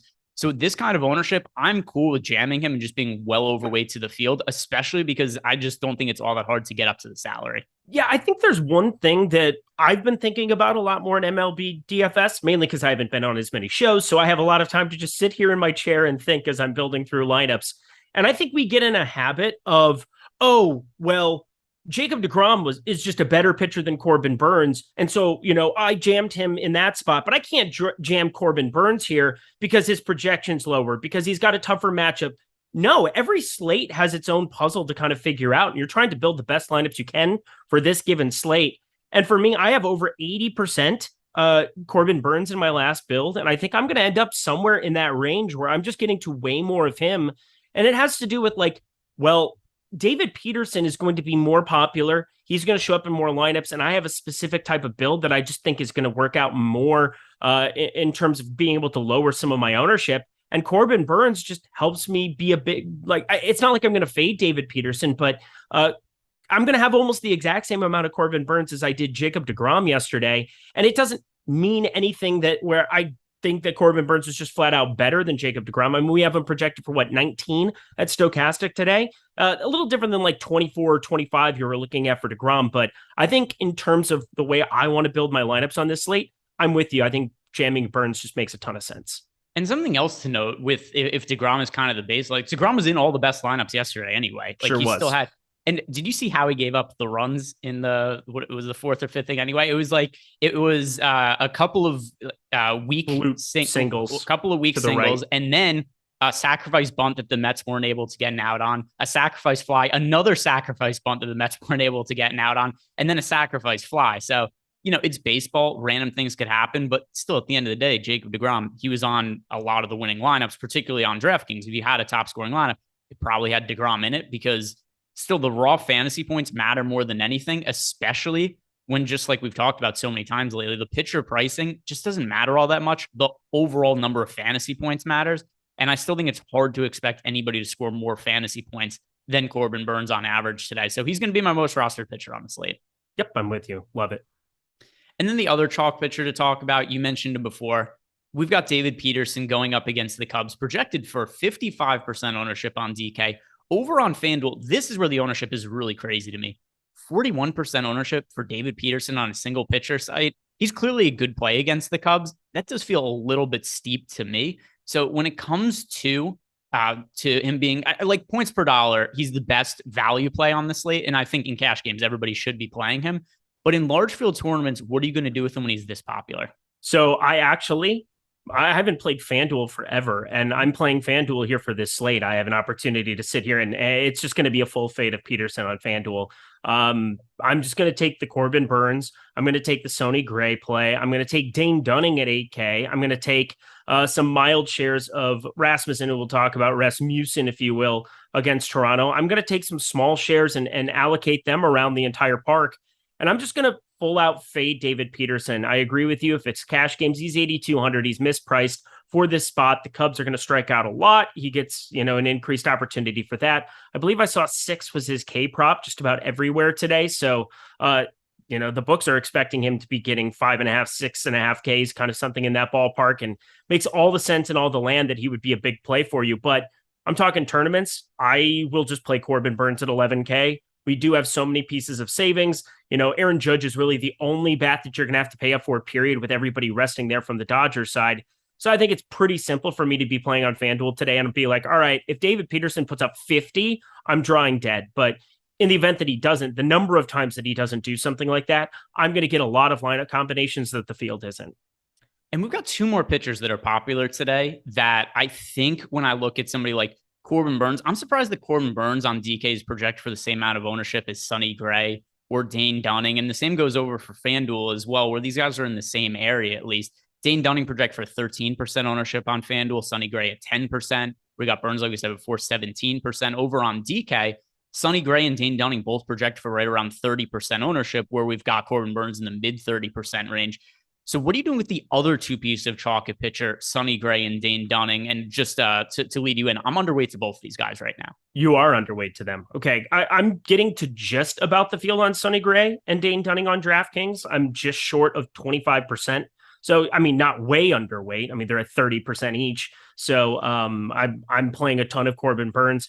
And then for me, we'll get to Rasmussen because I feel like this is just going to get me in a lot of trouble, how much I like him for tournaments today. But I feel like right now that seems about appropriate. I mean, Sonny Gray has been pitching a lot deeper into games recently, and that's just a thing as a Twins fan that you love to see. He did play just have 59 and 79 his last 2 outings, but he didn't look completely solid in those. And there's certain kind of formulations where they're just going to get to the bullpen a little bit earlier. There's a really good, just picking up Lopez was such a big get for us, and just being able to shore up some of the closing spots there for the bullpen. But overall, he had been at 90, 92, 96 in 3 of his last 6. So there are ways that it doesn't work out, but facing Kansas City, he's still a little bit underpriced at 8,300. So I'm just fine with that one.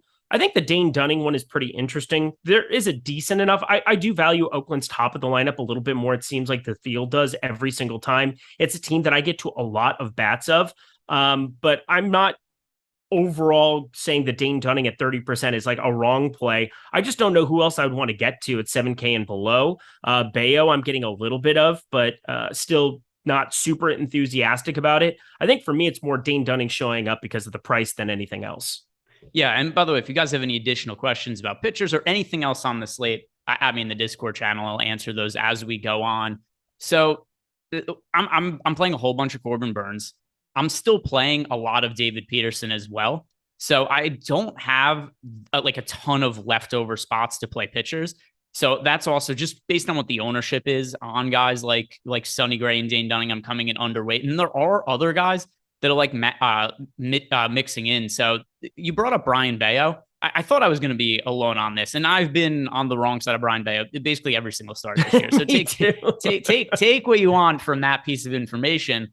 But I still think there's a lot of talent here, and he actually has pitched better recently. So I can't say I've been wrong on him the entire season, just only most of the time, because the last couple of times it's worked out. But he clearly has a lot of talent. He's one of the top pitching prospects in baseball. He throws very hard. One thing I've noticed about his last couple of starts, because I'm always watching Brian Bayo because I always have exposure to him, and I always like to see how it unfolds and goes poorly for me. But here is what he's done differently in his last couple of starts. He's dialed back his velocity a little bit. And I think that he may have been overthrowing in his first handful of starts because adrenaline, maybe first break into the big leagues, maybe because he was struggling. He thought he had to throw harder. To me, and this is based on the eye test, right? And I know the velocity is lower because I just look at the stats and I know that's the case. But I think he's generating more movement by having the velocity a little bit lower. And I also think the location is better. So in the last couple of starts, we have seen him pitch 11 innings with 12 strikeouts. The matchups were against the Orioles and the Rangers. So not easy matchups, but not, the hardest matchups either. The Yankees clearly present a much more difficult matchup. But I do think that just based on the price tag and the ownership, I don't know that there's anybody else who's projected for sub 10% ownership at a low price tag that I think is viable. That's kind of where I get to Bayo. And, he's going to be like a 5 to 10% guy for me. But that is somebody who in more popular chalky offense stacks, I think he makes sense to differentiate a little bit. So Brian Bayo, what is your stance? Like, what is it that you get to Bayo from? Yeah, so I have 8% of him right now, but you could talk me into getting to a little bit more. I mean, the price is really what comes in handy if you're trying to get up to some of the top bats on DK, whether it's Aaron Judge. I think that there's some Tampa Bay interest in like a Rosarena who, can be expensive. He's always overpriced, but just a really good hitter there. But specifically that Judge Stanton kind of combination, they're going to be popular, but I think rightfully so. I think that I'm going to be getting to some of the Texas bats in Seager and Simeon as like a 2-man in quite a few lineups. They're not cheap. Every other stack, it feels like, is pretty cheap on this slate, but he definitely allows for you to get to all of those top hitters. So 6,600. My favorite thing about Bayo is just the ground ball rate. So that's the thing that gives me some kind of positivity and good vibes for him going forward. He's got a 58% ground ball rate so far through 9 games that he's appeared at the big league level. So for me, that's something that can carry over. Maybe that 30% strikeout rate from AAA will carry over eventually, but a 4.11 expected ERA compared to his actual 5.79, that tells you that he's been getting pretty unlucky. Like for me, that's just kind of what it spells out. So the ground ball rate, that's nice to look at. I think it's something that could work out for him. I will say the Yankees aren't exactly the best matchup to be getting to on the other side. Obviously, you won't be playing Judge and Stanton and those guys when he's in those lineups. So gives you a little bit different lineup combination than not having those two 25% batters in it. It's kind of what I was getting at, but I did a poor job of explaining it. I'm with you. Bayo makes quite a bit of sense. Yeah, and the underlying numbers for him, like you mentioned, it's a 4.11 expected ERA, a 2.95 FIP. He's been destroyed by bad luck. A 398 BABIP against him, a 64.2% strand rate. Percenty. Yeah, percent. It's a new word. It's the Herman. way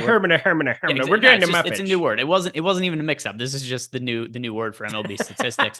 Did you see, by the way, this dunce who works for the MLB network? He tweeted earlier his reasoning for why Shohei Ohtani should be the MVP.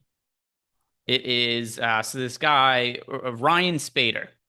Apparently we can't have this conversation, right? Like, did you this tweet? No, I didn't see it. Okay, so according to him, the actual home run leader is Shohei Ohtani this year because Aaron Judge has 57 homers, but Shohei Ohtani has 58 if you add together his home runs and starts this season. Is this the dumbest that can't be real life? And yeah, he's on the MLB network and he's listed as a statistician in his bio. But yeah, here's all you need to know about the AL MVP debate. Aaron Judge, 57 homers. Shohei Ohtani, 58 homers plus games started with a 2.55 ERA. All you need to know is 206 WRC plus for Aaron Judge. There's only like 6 players. I saw the tweet where it was like Lou Gehrig, Babe Ruth. That's so good. Mike Lawrence behind the virtual glass, just throwing up hot fire. You know what really grinds my gears? Missing burger night. By the way, Gundacker just had the best comment on the entire thing. He throws in the chat. Well, Aaron Judge is a 0.00 ERA. Gundacker, that's hilarious. If you tweet that, I'll go find it and I'll retweet it because that is That really is funny and hilarious. It's true. Aaron Judge is 0.0 ERA.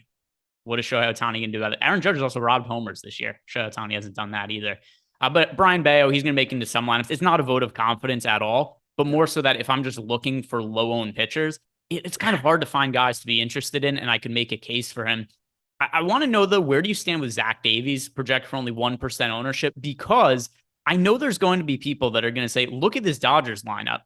Zach Davies' numbers this year, they're not good. They're not totally awful, though. And he's going up against about the weakest version you could possibly get of the Dodgers lineup. Could you squint your eyes and make any kind of case for Zach Davies?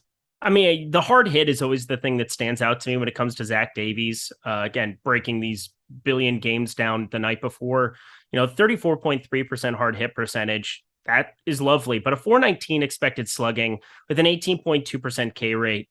Nothing he really does as a pitcher is going to be all that interesting to me, but you do get that boost because there are a lot of guys that are batting way up in the order today for the Dodgers, and that would be the case I make. Joey Gallo, 39.4% K percentage. That's one of the worst in baseball. Trace Thompson, 37.5%. Chris Taylor, 35.5%.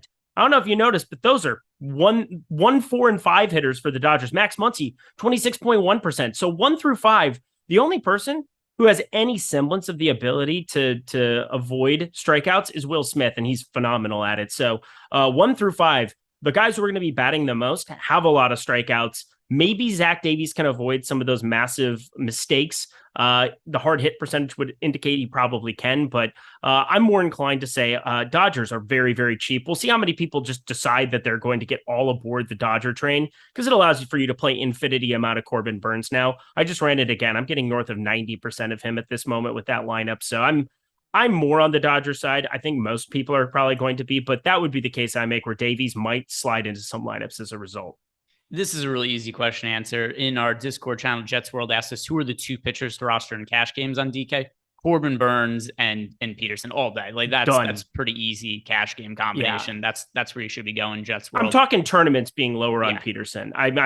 There is not a single case that I'm going to say that David Peterson isn't a good play. It's just a good play relative to his ownership, and that's the case I'm making against him. So one other point on Zach Davies, and then we're probably going to run out of things to talk about a pitcher. There just aren't that many interesting options today. But so while his numbers this year aren't terrible, they're not good. His projections moving forward aren't good. Zips has him with a 5 ERA, Steamer 4.74 the rest of the season. He also doesn't generate any strikeouts, and he's generally been a train wreck for his career. His underlying stats have always been miserable. Last year, Zach Davies with the Cubs had a 5.78 ERA and a 6.31 expected ERA. So I just don't think this is probably not even a big league caliber pitcher at this point in his career. He's worth 0.6 wins above replacement this year, 0. He's a replacement level player.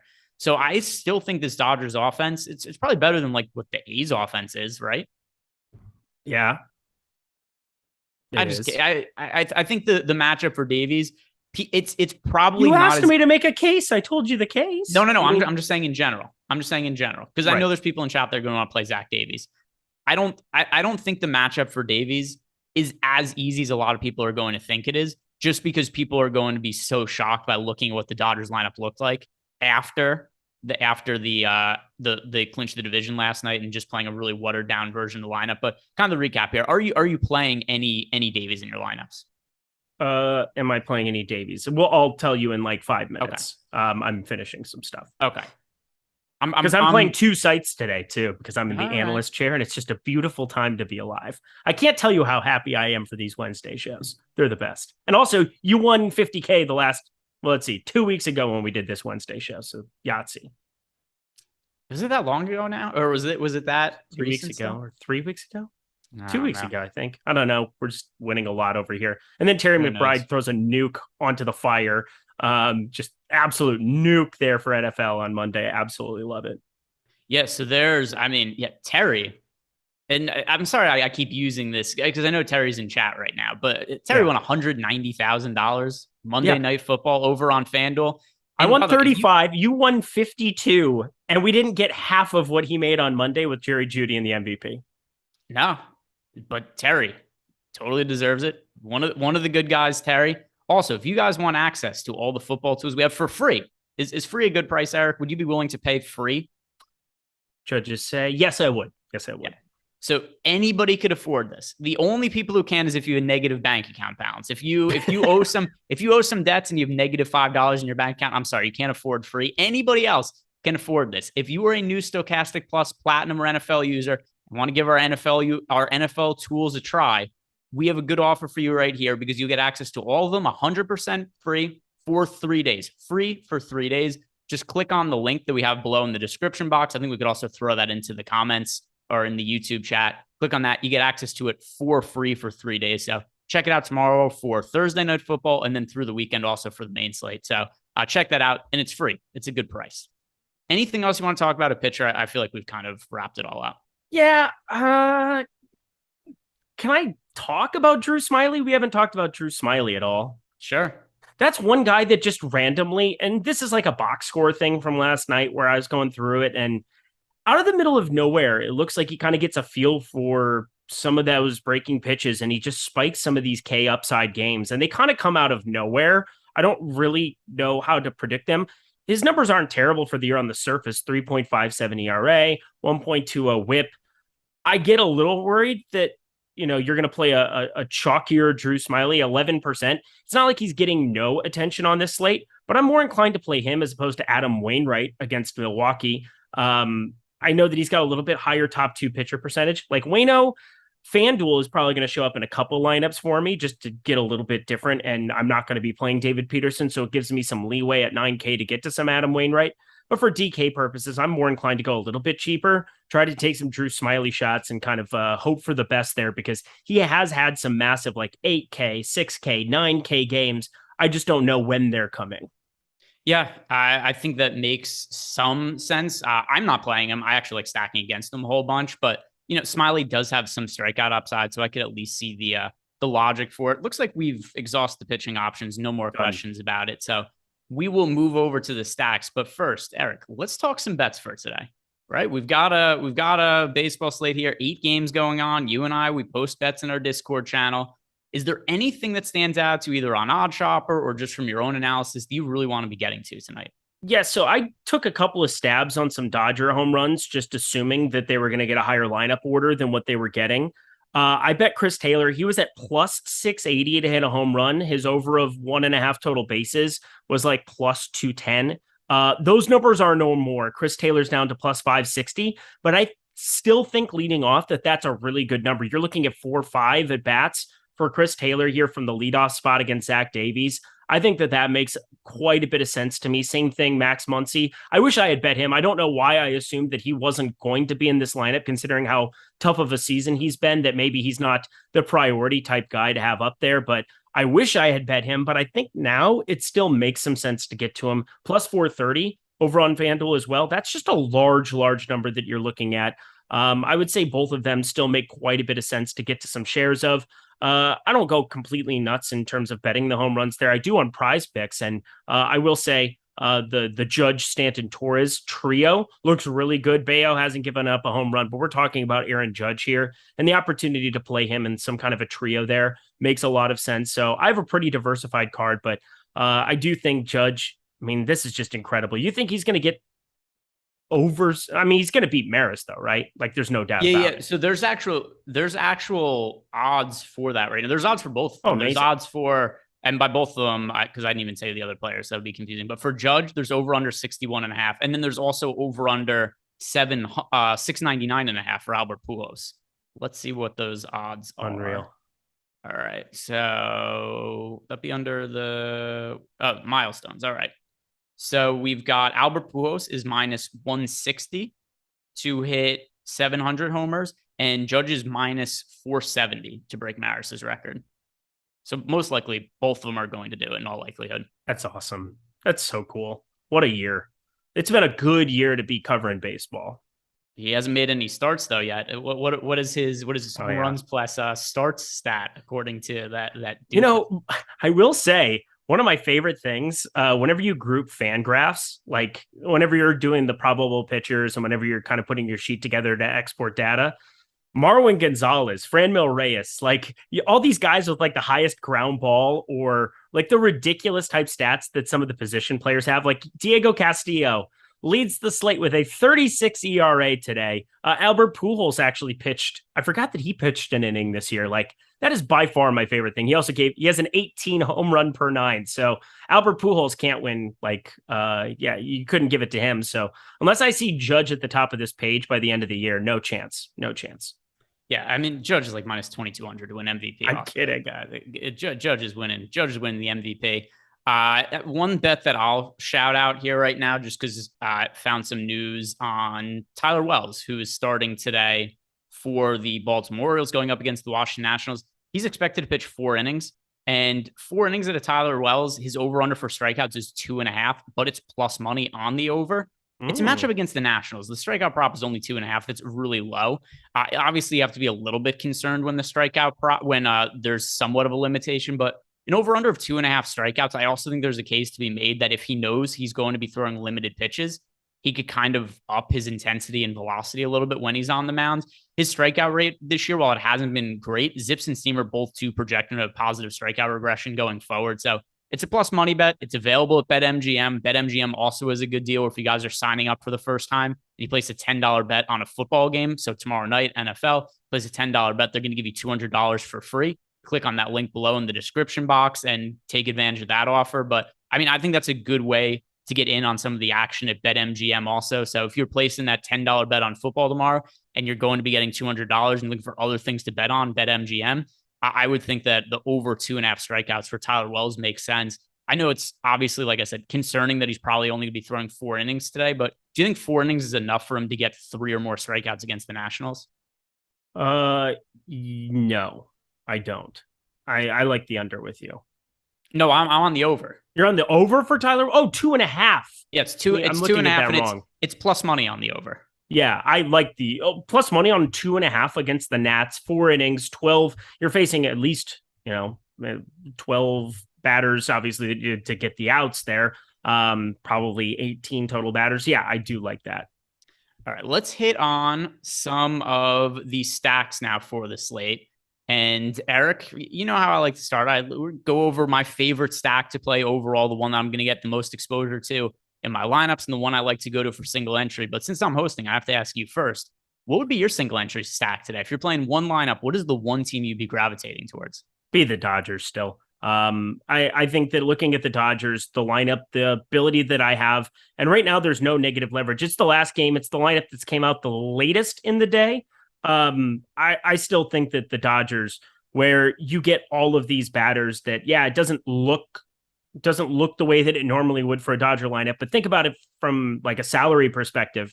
Chris Taylor leading off 3,500, Gallo 3,300, Thompson 2,500 for a guy with a lot of pop in that bat. Muncy 5K, the only player that you're looking at other than Will Smith, of course, who's not going to strike out. 5,200 for him. I mean, they all at the top of this lineup look fantastic. And I'm not going to completely disregard Miguel Vargas. He's a guy who had 17 home runs and 16 steals at AAA this season. That is quite the combination. So I think getting over on him, I think he would definitely be a part of that single entry lineup that I was looking at. The back half, you still get Austin Barnes as another catcher to maybe differentiate.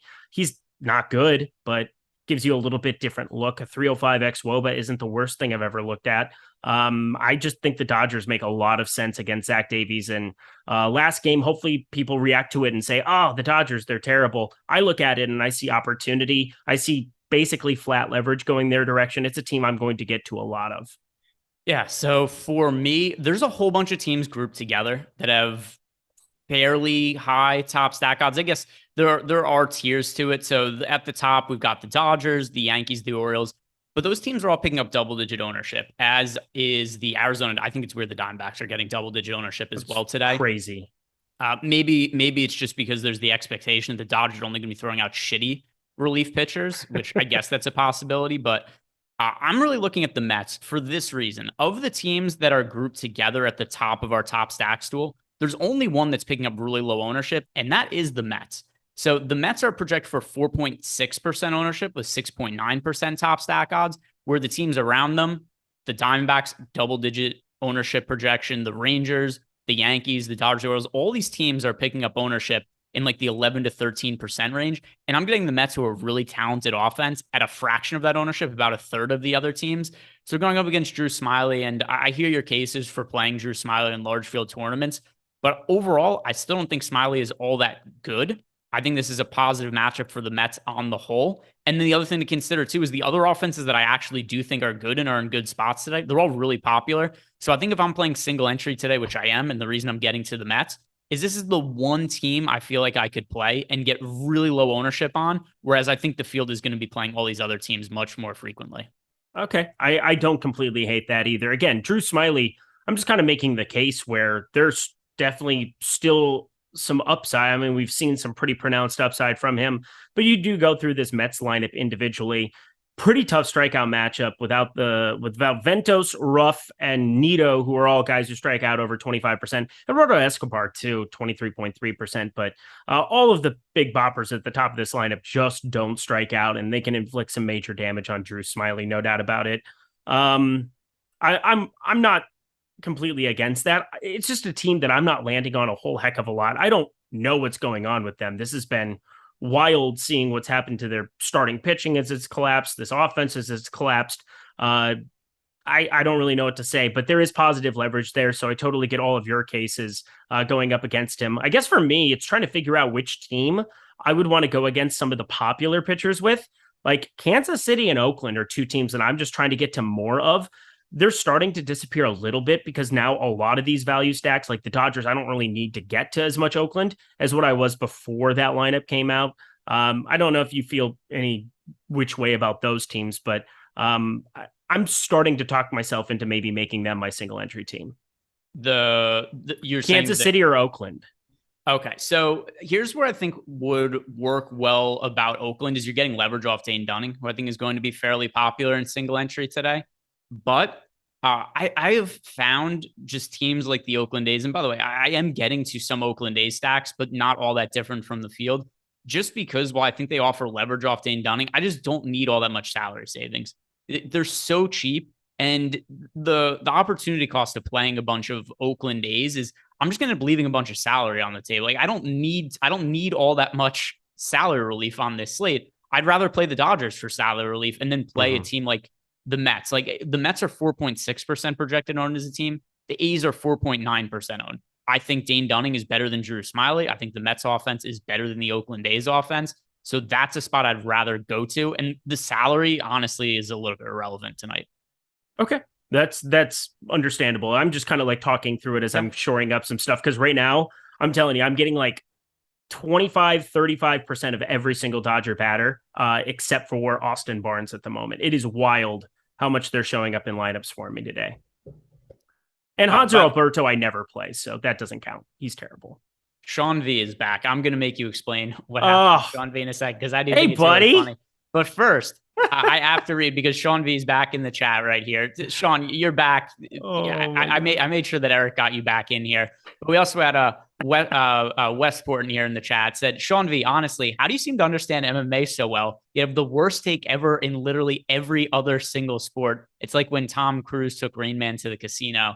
So yeah, it is. I've had some good MMA conversation with Sean, and he does have a lot of really crazy takes about basically every single other sport.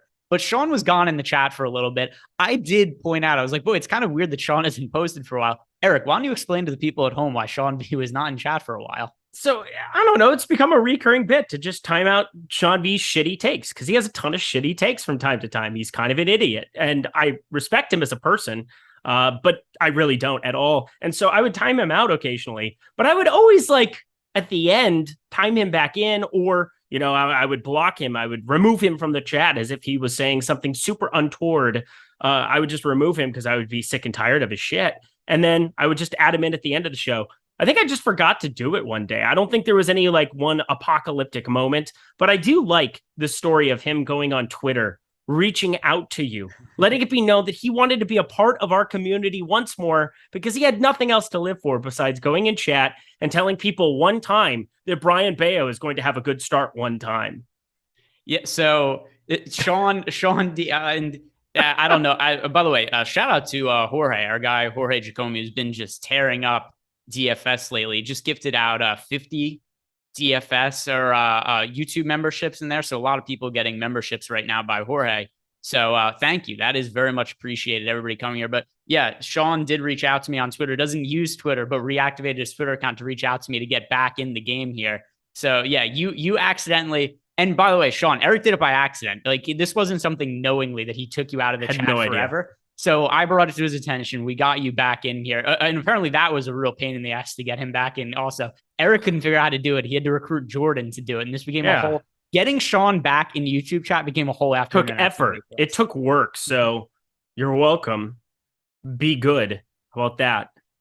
Yeah. So Sean is back here, and we're seeing all these different memberships getting gifted. So Jorge, once again, thank you. And we're seeing a lot of other people who are getting hooked up right now with a YouTube membership. So let's talk about some other offenses now, because we've talked about our favorite single entry stacks. I ended up landing on the Mets. And then what's your official one? Because you did kind of a I'm still going to, I know I was being wishy-washy. Part of it is that I just expected the Dodgers. I keep refreshing the top stacks tool before, because I mean, we got 20 minutes till lock, so I've got plenty of time, but I didn't want to say anything premature because I just expected the Dodgers to get crazy steamed up. And it hasn't really happened. I mean, they still have a 13.4 stack score on FanDuel for today. They're so cheap. I'm getting to like 60%. I mean, I can't remember a time that I had this much Corbin Burns, like the most expensive pitcher. And I mean, it's just basically Corbin Burns versus David Peterson for me today, because they're so cheap. You don't have to pay for these dudes whatsoever. Max Muncy was like 5K over on DK. On FanDuel, he's free. Like, he's legitimately 2,500. So, like, I just expected them to be way more popular. I'll say DK, still DraftKings. FanDuel, I'm just still expecting them to be way more popular than they're currently at here. Hopefully that kind of shores up. I would otherwise, for FanDuel, maybe go Oakland, just because Dayton Dunning's super popular, as you said, but probably still going to stick with the Dodgers as the single entry answer. Okay. For both. Yeah, I've got no problem with that. We got another question on our Discord channel. This is from our guy Jets World again. So helping him building his cash game lineup, because just before he has to switch pitchers to play. And if you didn't hear us before Jets World, we were going pretty confidently. David Peterson and Corbin Burns are two cash game pitchers on DK. But also he wants to know for cash games, he wants to know whether he should play Lane Thomas or Trace Thompson as his last man in. So I pulled up the MLB. We've got our DFS comparison tool right here, player compare. So, Mike, if you could pull that up on screen right here, it's just an easy way to do 1v1s, and it's a free tool to use over on the site.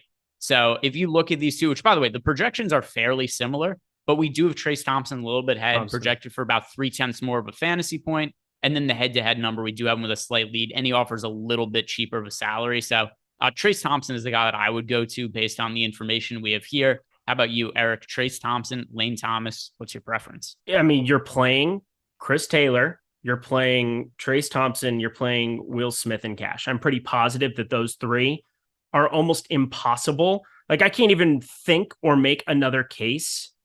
Let me just even think of who else. Like, Rushman would be the other guy you could play against Corbin.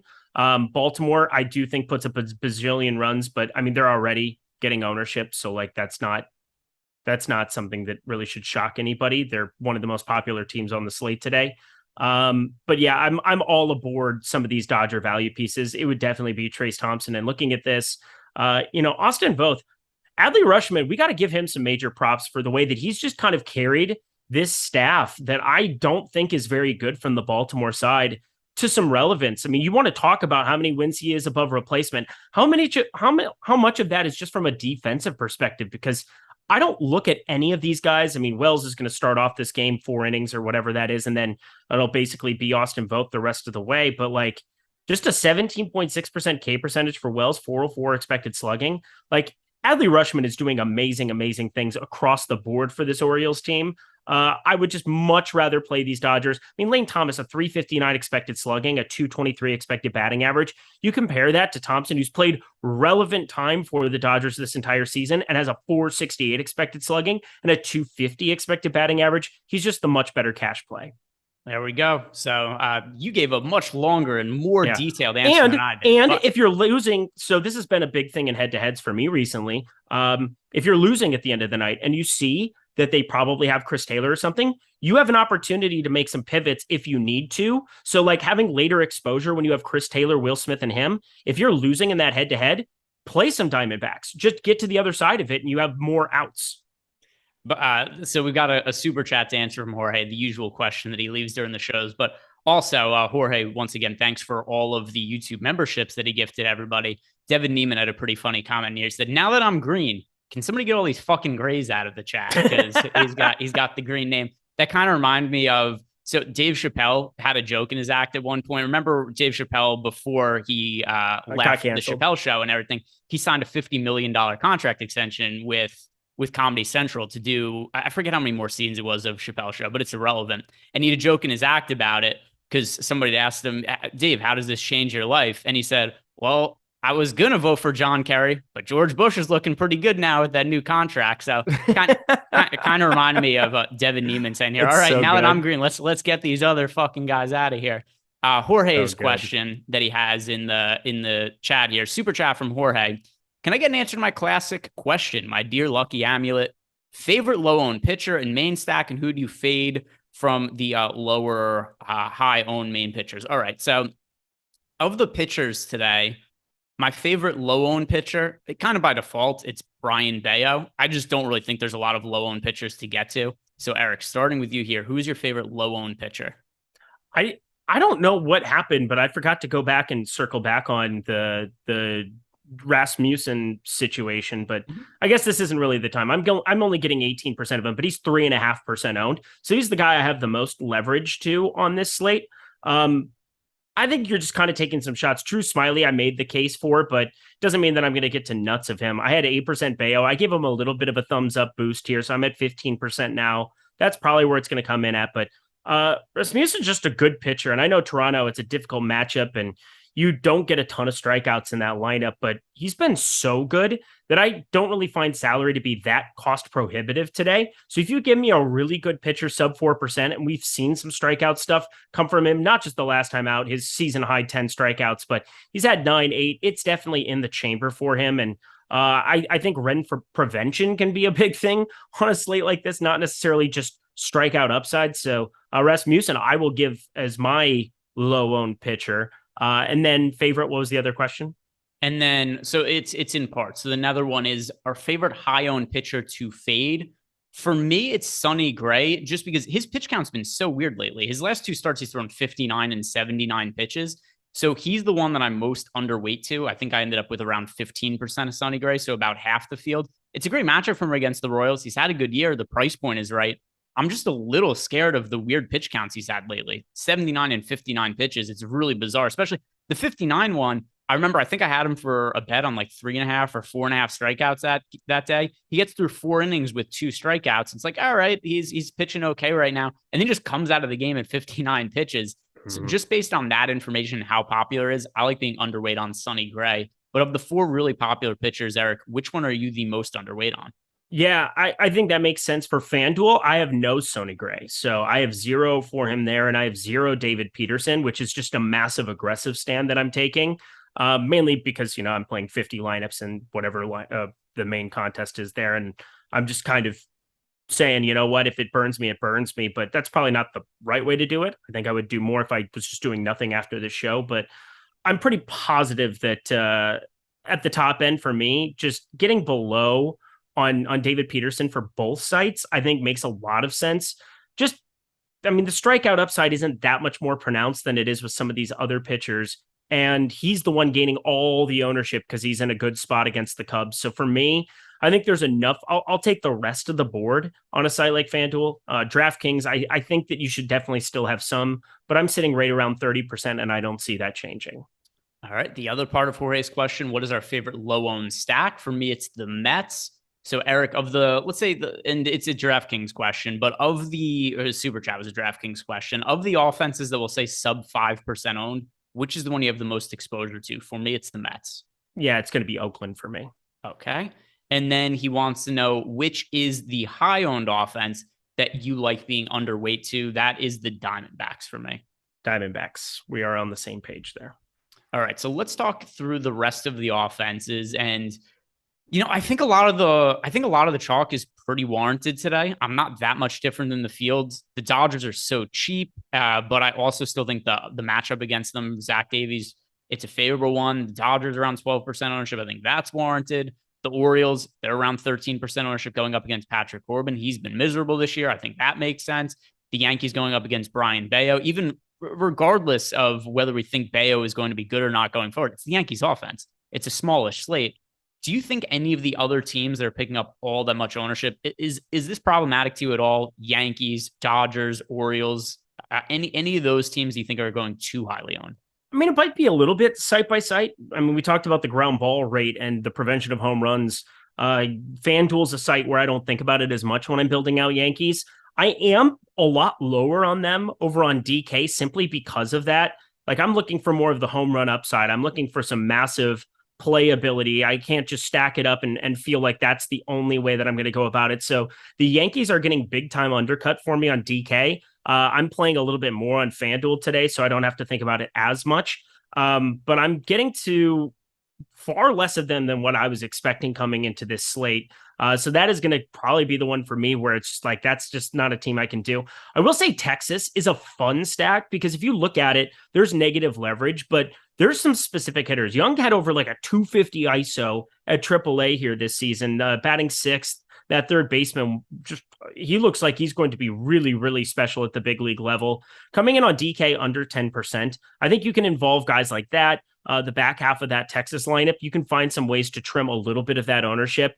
You can still get to your Corey Seager and such, but like Tavares is batting 9th out of the middle of nowhere this slate. He's been decent enough. He's got only a 111 ISO, so I guess I get why he's getting demoted there. Nick Solak back in the mix here, batting 8th. Like, doesn't feel phenomenal there, but Matthias is rated 10%. That's about appropriate. I do like getting to quite a bit of them. Jonah Heim, a good catcher option going up against a lefty. So I find myself getting to the back half of the Texas lineup, but maybe undercutting some of those other guys sitting there at the top. Yeah, Texas is one. I didn't group it in with those teams, but they are picking up comparable ownership. So I guess I should have 12%.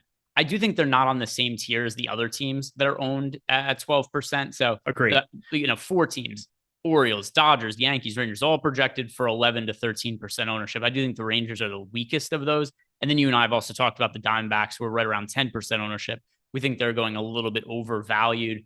Are you taking any shots on the really low-owned offenses? So I'm talking about the teams that are 1-2% owned. Are any of those teams making it into your player pool? Milwaukee. And I think Adam Wainwright, he's good. Run prevention. He does the kind of Adam Wainwright things he does. but he doesn't have any kind of a strikeout rate whatsoever.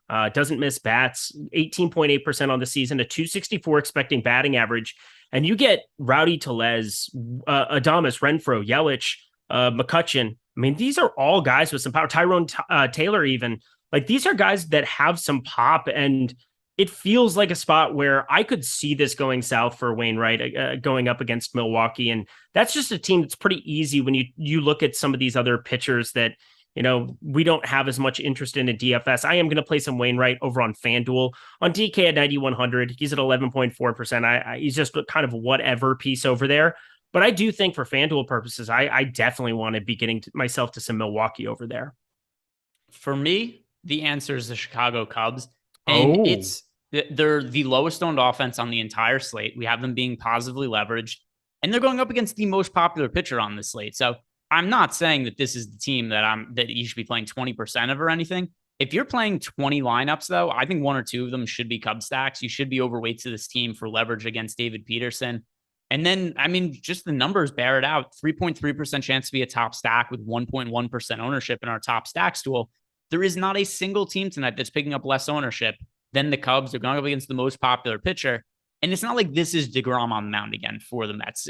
David Peterson, as good as he is, and I think he's a great points per dollar play, there's leverage to be had against him. And the Cubs do look like a team that makes sense because we have amongst the other popular pitchers, like the Royals have lower top stack odds than the Cubs do. The Cardinals have lower top stack odds. So I think this is the pitcher that I could make the most case for stacking against that's popular. Are you getting to the Cubs at all?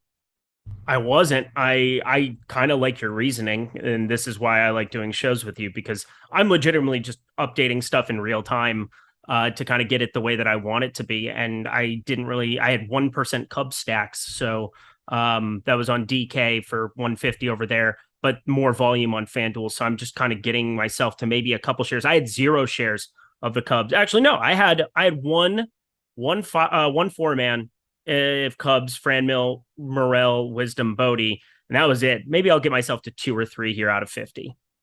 All right, so we are very close to wrapping up the show, but first I have to shout out our guy Eric Trapp, who left us a super chat.